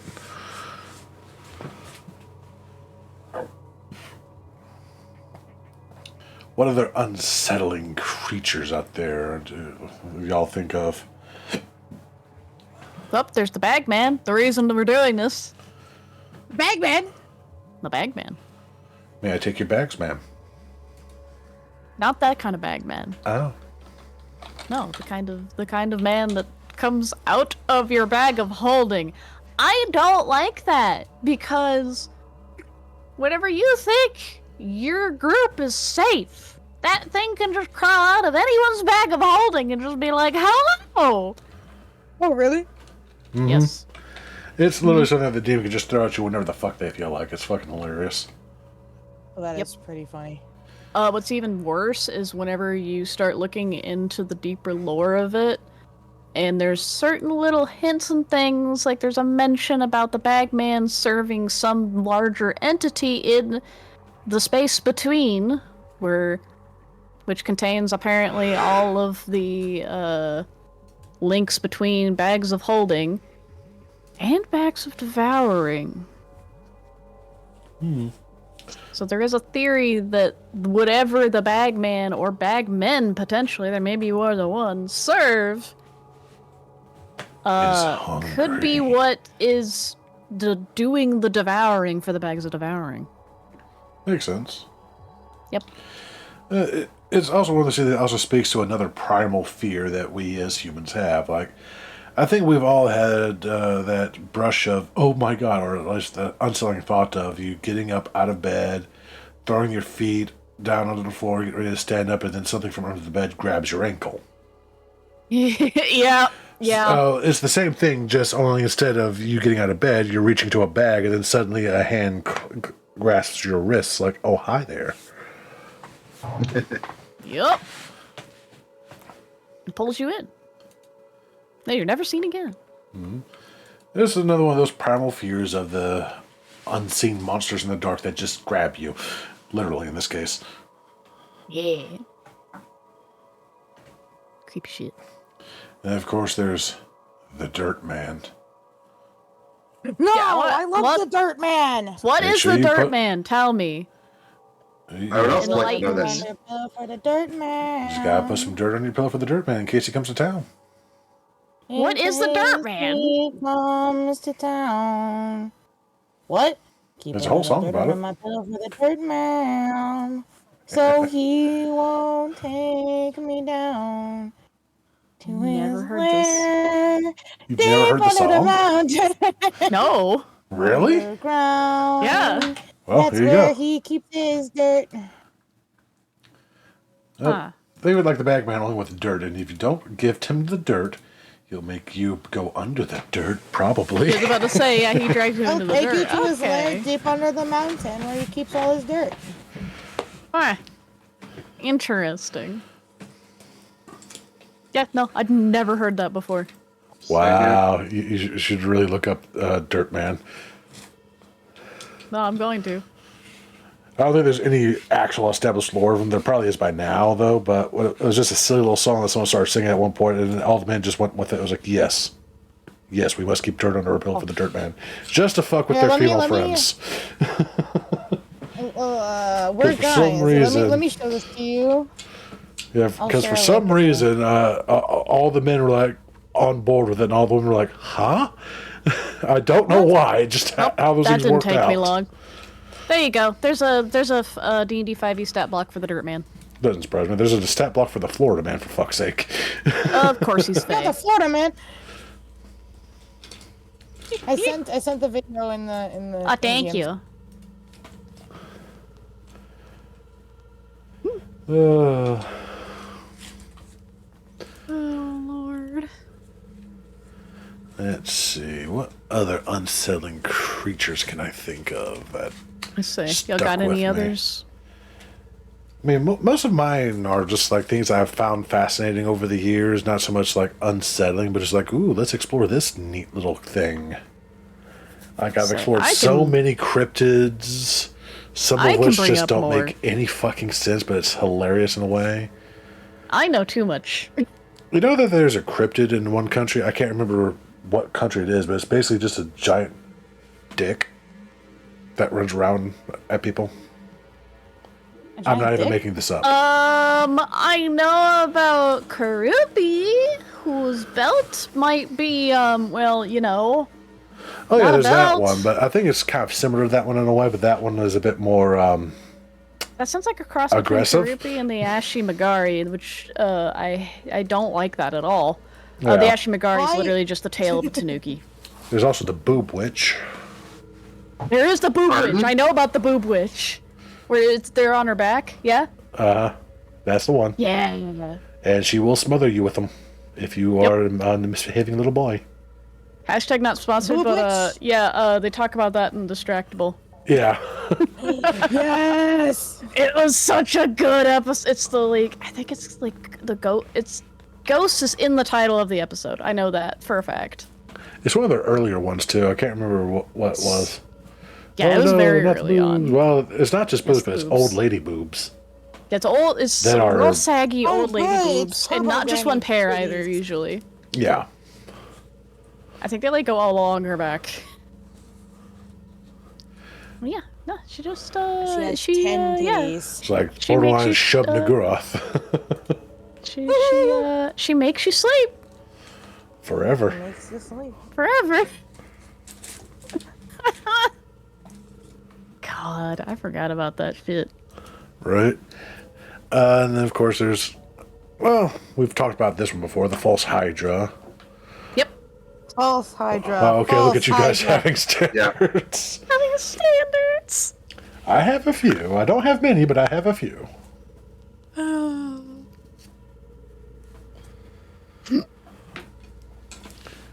And unlike most guys, I'm not a big fan of like the huge ones anyway. Don't mind them, You're more but of an ass yeah, exactly. I'm more of an ass man. Thank God. Now there's I an wanna get ass my witch, tea. I'm screwed.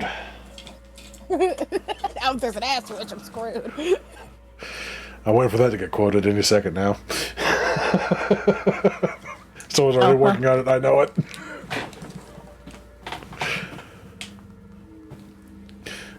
But let's see. And of course there's the false Hydra. We've all done that one a bit. Yeah, there it is.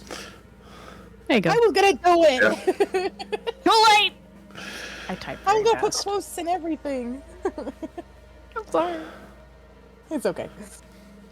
Oh, by the way, I did turn off the stream elements quoting, so that won't be a thing anymore. Ah! Dope. Why are you going Those no won't for? override We, this we wanted one. that one go away. You'll have to go back probably later and Transfer. pull. I think the one or two quotes. got stuck only in the stream elements. I so don't you know, might have to fix one that was a later. test, and the other one was the "Give me your moon, it's mine now." I think that was the other one. Damn it. I think. Yeah. Might be Dylan's. I'll have to see if I can find it on there because I couldn't find where the quotes. I could say I see where I could turn them off. I couldn't see where the quotes were on that. You may have to Dashboard. temporarily turn them back on just to pull it and then turn it back off and off again. But you can worry about that later. Yeah, and it gets just like only really one quote, which we just retype later. Also true. All right, we'll go ahead and do that now. Actually, yeah, you could just do that now. I was going to because I don't remember the exact how I worded it. I already forgot. There you go. You got any more unsettling monsters or critters before I still start want to do telling my about another false one? Hydra one of these days. That would be such a fucking hilarious Yes. campaign. It's so good.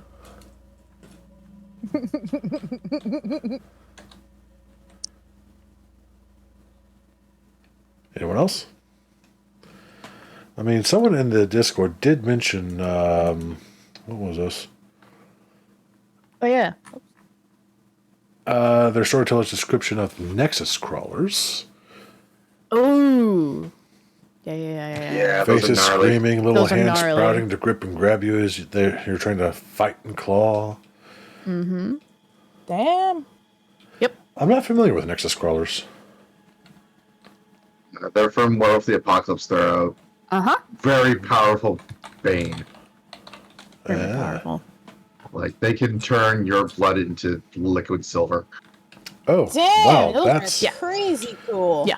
Yeah. so you no, literally they're melt from the nasty. inside out. Nice. Yeah. Well, I don't really have a story about them, but it's from Subnautica.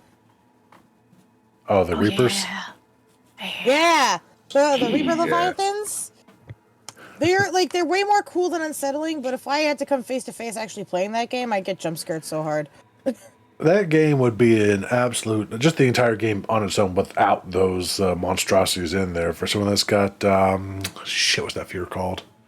Thaslophobia, I think it is. Fear of the sea. Yes. And then you throw that Yeah. those freaking massive leviathans at them. I'm sure that they have peed and or shat themselves when they're coming across that. Yep. Because some of those things are just absolutely terrifying. Even if they're not attacking, you just see them kind of skirting along the edge of your vision, like, oh, fuck, no. It's like, no. Which is how I prefer my monsters, not because I just want them away from me, but when you see them on the edge and you're just imagining what that thing can do to you, it's just it has more power than when it's actually chasing you in a game, I think. And attacking you, and you have to defend yourself against it. The tension. Building the tension. Yeah.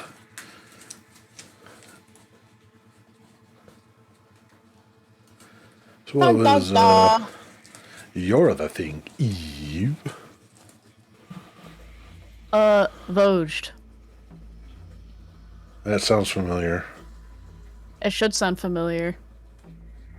It's something that the Zamish, the new clan Zamish, like to make.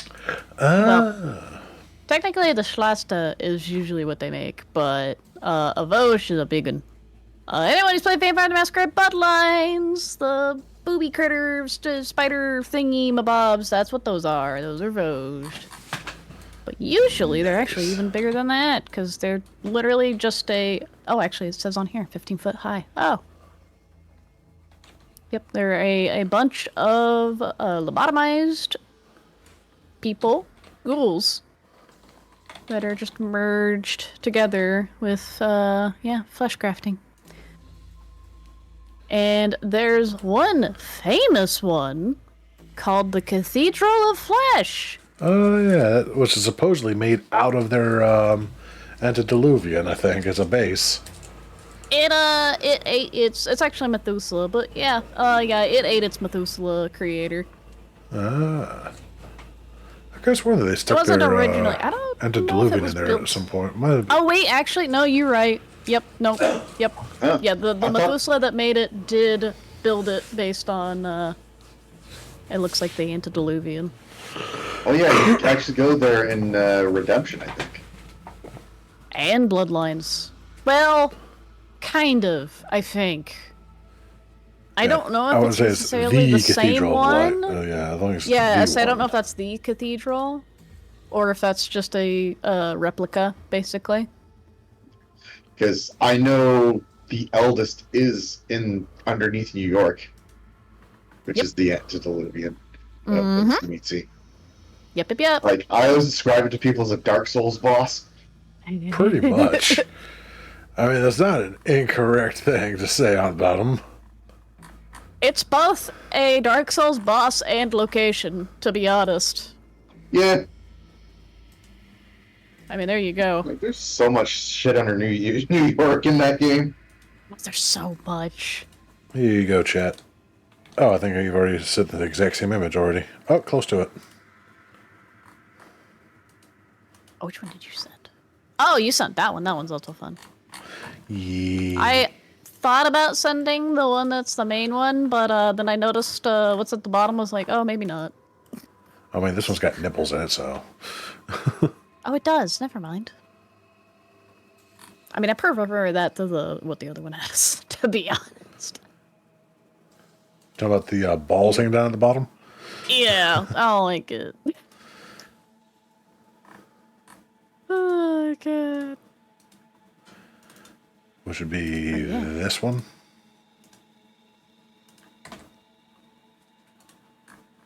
Yep, that one. There you It's go, chat. anatomically correct. Have nightmares. Ish. All the nightmares. All of them. Yeah, when you bring the Zamichi into it, yeah, you're going to get all sorts of body horror, let's be real. Yep. That's what they do. That Yeah. is their thing. It is Yep, their nuclear. fetish, even. Yep. Often. Hey. So, Any others? I totally don't have one more.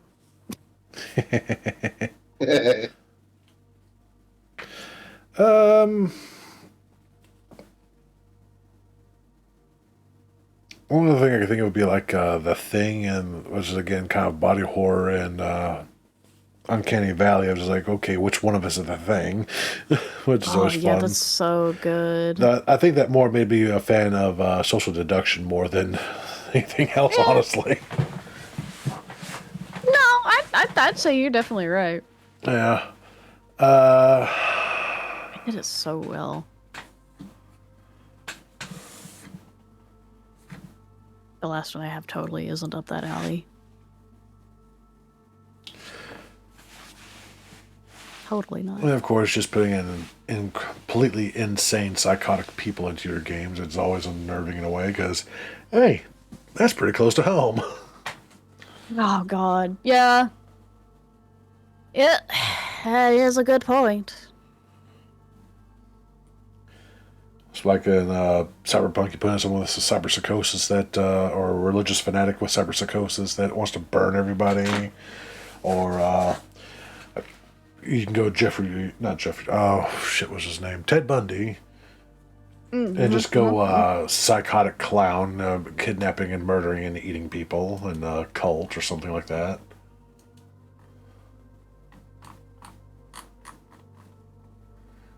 Or like the group in Annabelle. That Oh, the death cult. Yeah. the other ones that broke. Yeah. Yeah, but you can always stick the in this cult. You can get away with a lot of stuff, honestly. Oh, I mean, yeah. And Mortal Darkness, and there's so many things you can just put into alter things. Mm-hmm. It's like it's always fun putting something on like Hunter the Reckoning, and it's like, okay, what's the quarry this time? It's like, okay, we're going to check down who has been killing all these people. Like, oh fuck, they're human. God damn it.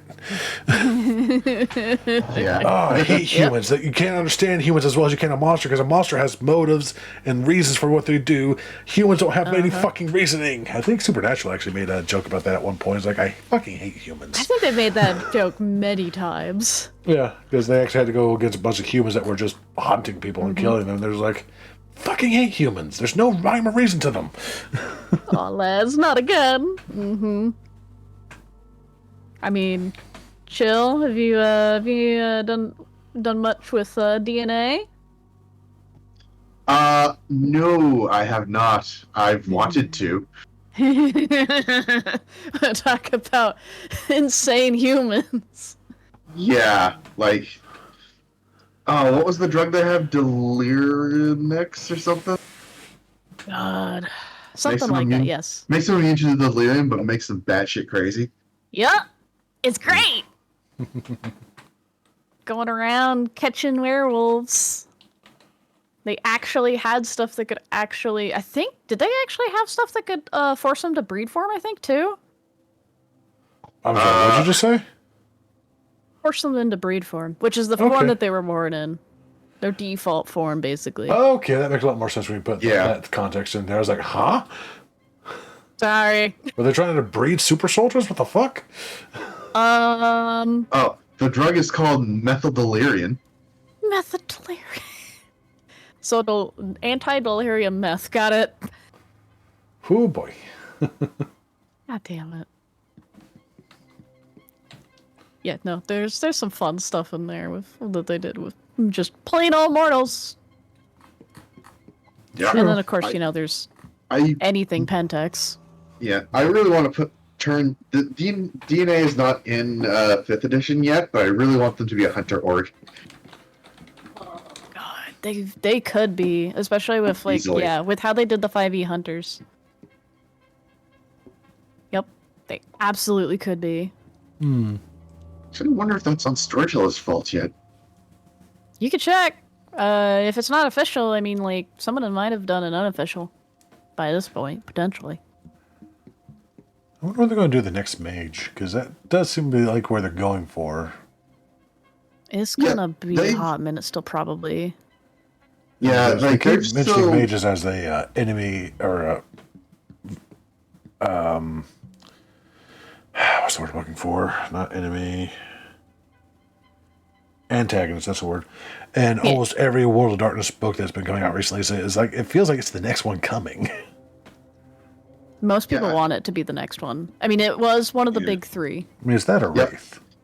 But I would assume Mage is the one coming. Doubt they'll do Wraith. Yeah. Yeah, they probably just changed it before, right? Oh, yeah, right. And even then, I doubt they'll do Changeling. They probably do Yeah. Mage, yeah. Yeah. Yep. Vampire, Werewolf, and Mage were the coined the big three back in the day. Understandable. Yep. I'm actually surprised that they did Hunter before Mage, but also not, because Mage is also very complicated. Yeah. And Hunter was pretty popular as well. Wouldn't say it was as good as the big three, but it was very popular. Had a for game, while. too. Mm-hmm. Yeah, Couple there's a of them. video game. Oh, yeah, that's right. A couple of them, yeah. I played the first one. It was a lot of fun. Actually, it was I want to play the first one. I really do. ROMs. Unless Xbox ever plans on releasing it on their Xbox thing on PC at some point. Oh, yeah, I guess I might actually be able to do that now. I mean, what? I wonder if the ROM were on Xbox Live PC thing. I wonder if they actually have. I don't think they have Hunter the Reckoning on there, but let me check. Just for shits and giggles. Ooh, actually, that's a good point. That might be on there. Probably maybe. not, though.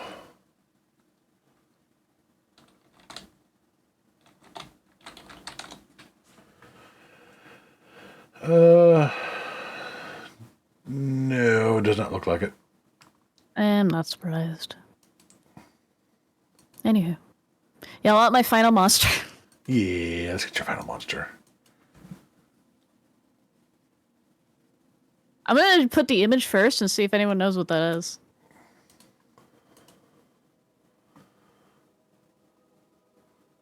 Oh shit, that looks familiar. What was It this? should. It's eating that poor girl. Yum yum yum yum yum. Nom nomming. That poor guy's You're just ignoring the guy getting spaghettified. absolutely teared apart, Yeah, I see him. torn apart. Maybe Hurts.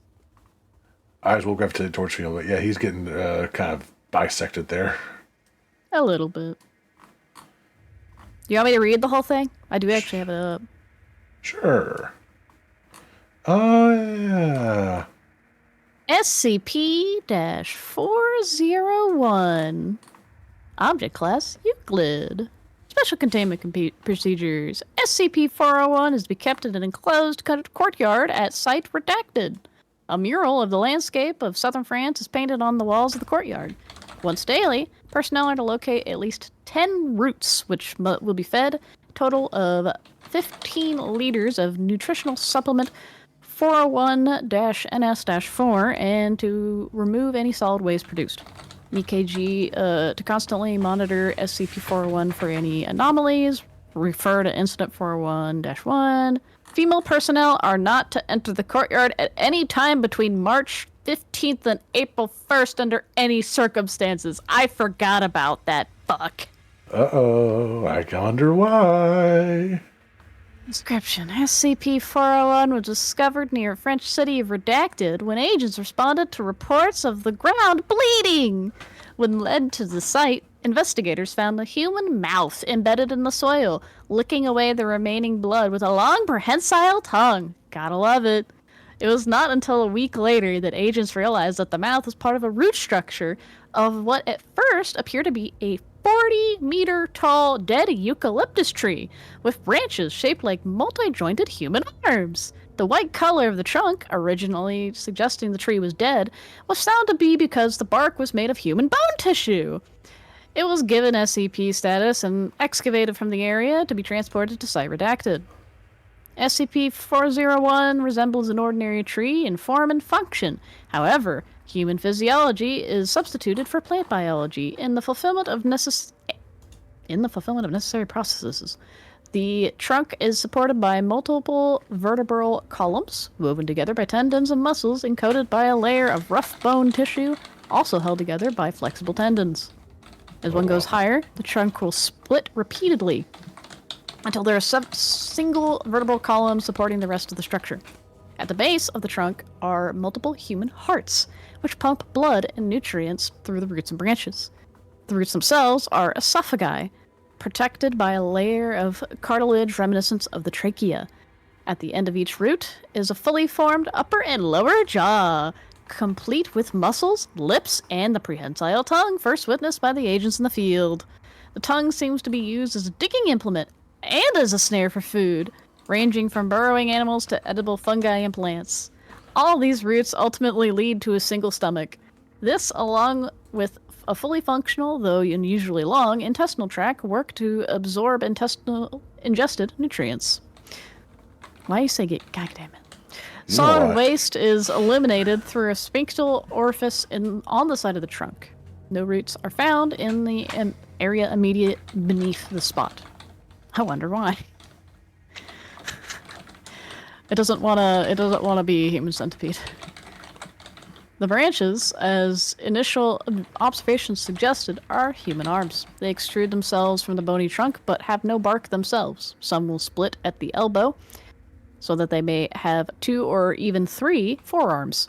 The palm of his hands all face upward, and the tips of fingers has a human eye growing from it. The iris of each eye is hazel. Dissection of the eyes shows that they're all myopic, though they do not react to light stimuli as a normal eye would. Through the chemical process is not yet understood, the retinas carry a form of photosynthesis, which transforms carbon dioxide and water into oxygen and glucose. It is generally agreed that the eyes are myopic in order to prevent excessive damage to the retina from direct sunlight. Chemical analysis of the lungs show that there's higher oxygen content when SCP-401 exhales than when it inhales. You want to hear about what happens in spring? Yes. Okay, content warning. This is gonna get fucking weird. It's sexual stuff incoming. I figured. Yep. During spring, SCP-401 will go into bloom. Though it is genetically a human male, it will grow female sexual organs. The vaginal openings are located on the palm of the hands, with canals extending 18 centimeters along each wrist to a bulge, which contains a fully formed uterus and ovaries. 5 days after the formation of the organs, menstruation occurs, at which point male sexual organs will begin to develop in their place over a period of 10 days. Once fully is that what formed, those are? they will... In the picture. I was wondering about that. Oh, now Once fully formed, they will makes a lot more remain... sense. Uh-huh. Oh. They'll remain for 1 day before they are shed and eaten by the roots. During this phase, SCP-401 will attack human females for the purpose of reproduction. You want me to read the experiment log? I am very tempted. I'll leave that to your comfort level. I think actually that's not too bad. Ah. I was more meaning length, but I'm happy to do it. I'm good. Experiment log 401-1. The fact that SCP-401 is genetically human, combined with the violence exhibited against human during its male phase, suggested that it may be compatible with human beings. A number of breeding experiments have been proposed to test this. Date redacted. Subject, female D-class personnel. D-2055. Procedure, D-2055 was artificially inseminated with the material produced from SCP-401 during male phase. The product of this was allowed to gestate. Details, 9 months after conception, D-2055 gave birth to a normal human male infant.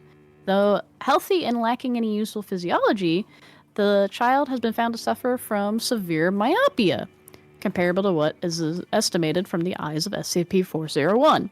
The child has been adopted by Agent Redacted, who has agreed to bring Redacted Jr. to a Foundation-approved doctor for monthly physical examinations. Experiment log... Oh boy. 401-2. Date redacted. Subject male D-class personnel. D-2067. Procedure. D-2067 was ordered to donate genetic material which was used to artificially inseminate SCP-401 at the beginning of its female phase. This was allowed to gestate. Details. 12 hours after insemination, the uterine bulge in the wrist increased in size by 300%. God damn. While other branches continued to develop normally for the next 2 weeks, the inseminated arm retained its uterine bulge and vaginal canal. 24 hours prior to maturation of male organs, the uterine bulge began contracting until a mass of tissue was extracted from the palm. This was thrown over the edge of the courtyard by the arm, which had given birth. Yeet. The appendage was then shed and absorbed by the roots minutes later. After 5 hours of searching, wow, it yeeted it far. The personnel found the atom which was thrown, a human urinary bladder with a fetus nestled inside, consistent with one that had been gestating for 2 months. The bladder was planted in soil. It germinated 2 days later and became a seedling, equivalent to SCP-401 instructor. The organism died of malnutrition 1 week later, despite being fed nutritional supplement. Oh. You probably don't want multiple of those. Experiment log 401-3. Data redacted. Female D-class personnel D2081. Procedure. An egg was removed from D2081's ovary, fertilized with genetic material harvested from SCP-401, and frozen until next spring. The fertilized egg was implanted into SCP-401 and allowed to gestate. Details. Data expunged. Nutritional supplement has been formulated with this development in mind. Oh, okay. Wow. Incident 401-1. On redacted date, several of SCP-401's branches went into convulsions and then went limp. It was soon discovered that one of its hearts suffered from cardiac arrest. It was not able to recover. An angiogram of other hearts showed large amounts of plaque buildup. Since Incident 401-1, the damaged heart has been absorbed by the two new hearts have gone in its place. In order to maintain the future health of SCP-401, lower cholesterol nutrient supplement has been approved. That all got marked out, though. Huh. Kind of weird. Oh, they were switched supplements after whatever happened in the experiment log 3. Probably worked a little bit too Okay. well. Okay. Interesting. Very. So yeah, that's one of the SCPs that like messed with me the most. I was like, what the fuck? Well, it's basically a Western body horror version of a hentai monster. Sort of. Just, So I can Instead of see how that'd be tentacles, it's disturbing for many, hands. many people. yeah. Yeah, hands that can either grow a vagina or a freaking dick. Do things you'd rather not do. When it was, besides the usual horror of just ripping you apart and eating you. Yep. Good stuff. That poor D-class. All those poor new class. Holy shit. Right? I think that'd be an interesting one to end on, because while I'm normally good to go for like another hour, I am unfortunately not having enough rest. So I'll go ahead and get rid of that text. I do appreciate you all for coming in and telling us your stories. Jill, I really hope that they get what they get coming to them, because good God. Yeah. Jesus. That is absolutely insane. Yeah. Oof. Let's see who we can find to go rate. Let's go switch to the indie music first. And we'll see who we can rate out to. Let's see. No one I'm on for is on. There's Ballard playing Rim World. The Think Spot playing Repo. Hunt Showdown. The Outlast Trials. Split Fiction looked interesting. There's Muff playing Binding of Isaac.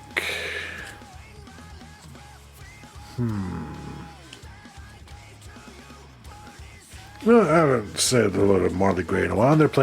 She's playing the Outlast Trials. I'm not a big fan of Outlast because I just didn't find it scary. I found it like the waste of potential, but I'm in the minority on that one. So, let's go ahead and say hello to her. I will hopefully get into streaming more often once I get more rested. Hopefully you all have a wonderful night, and we will see you all again very soon. Thank you. Thank you and good night. Good night. Enjoy the tank. I think Imby went AFK, because I haven't heard Imby in a hot minute. Yeah, I was gonna ask.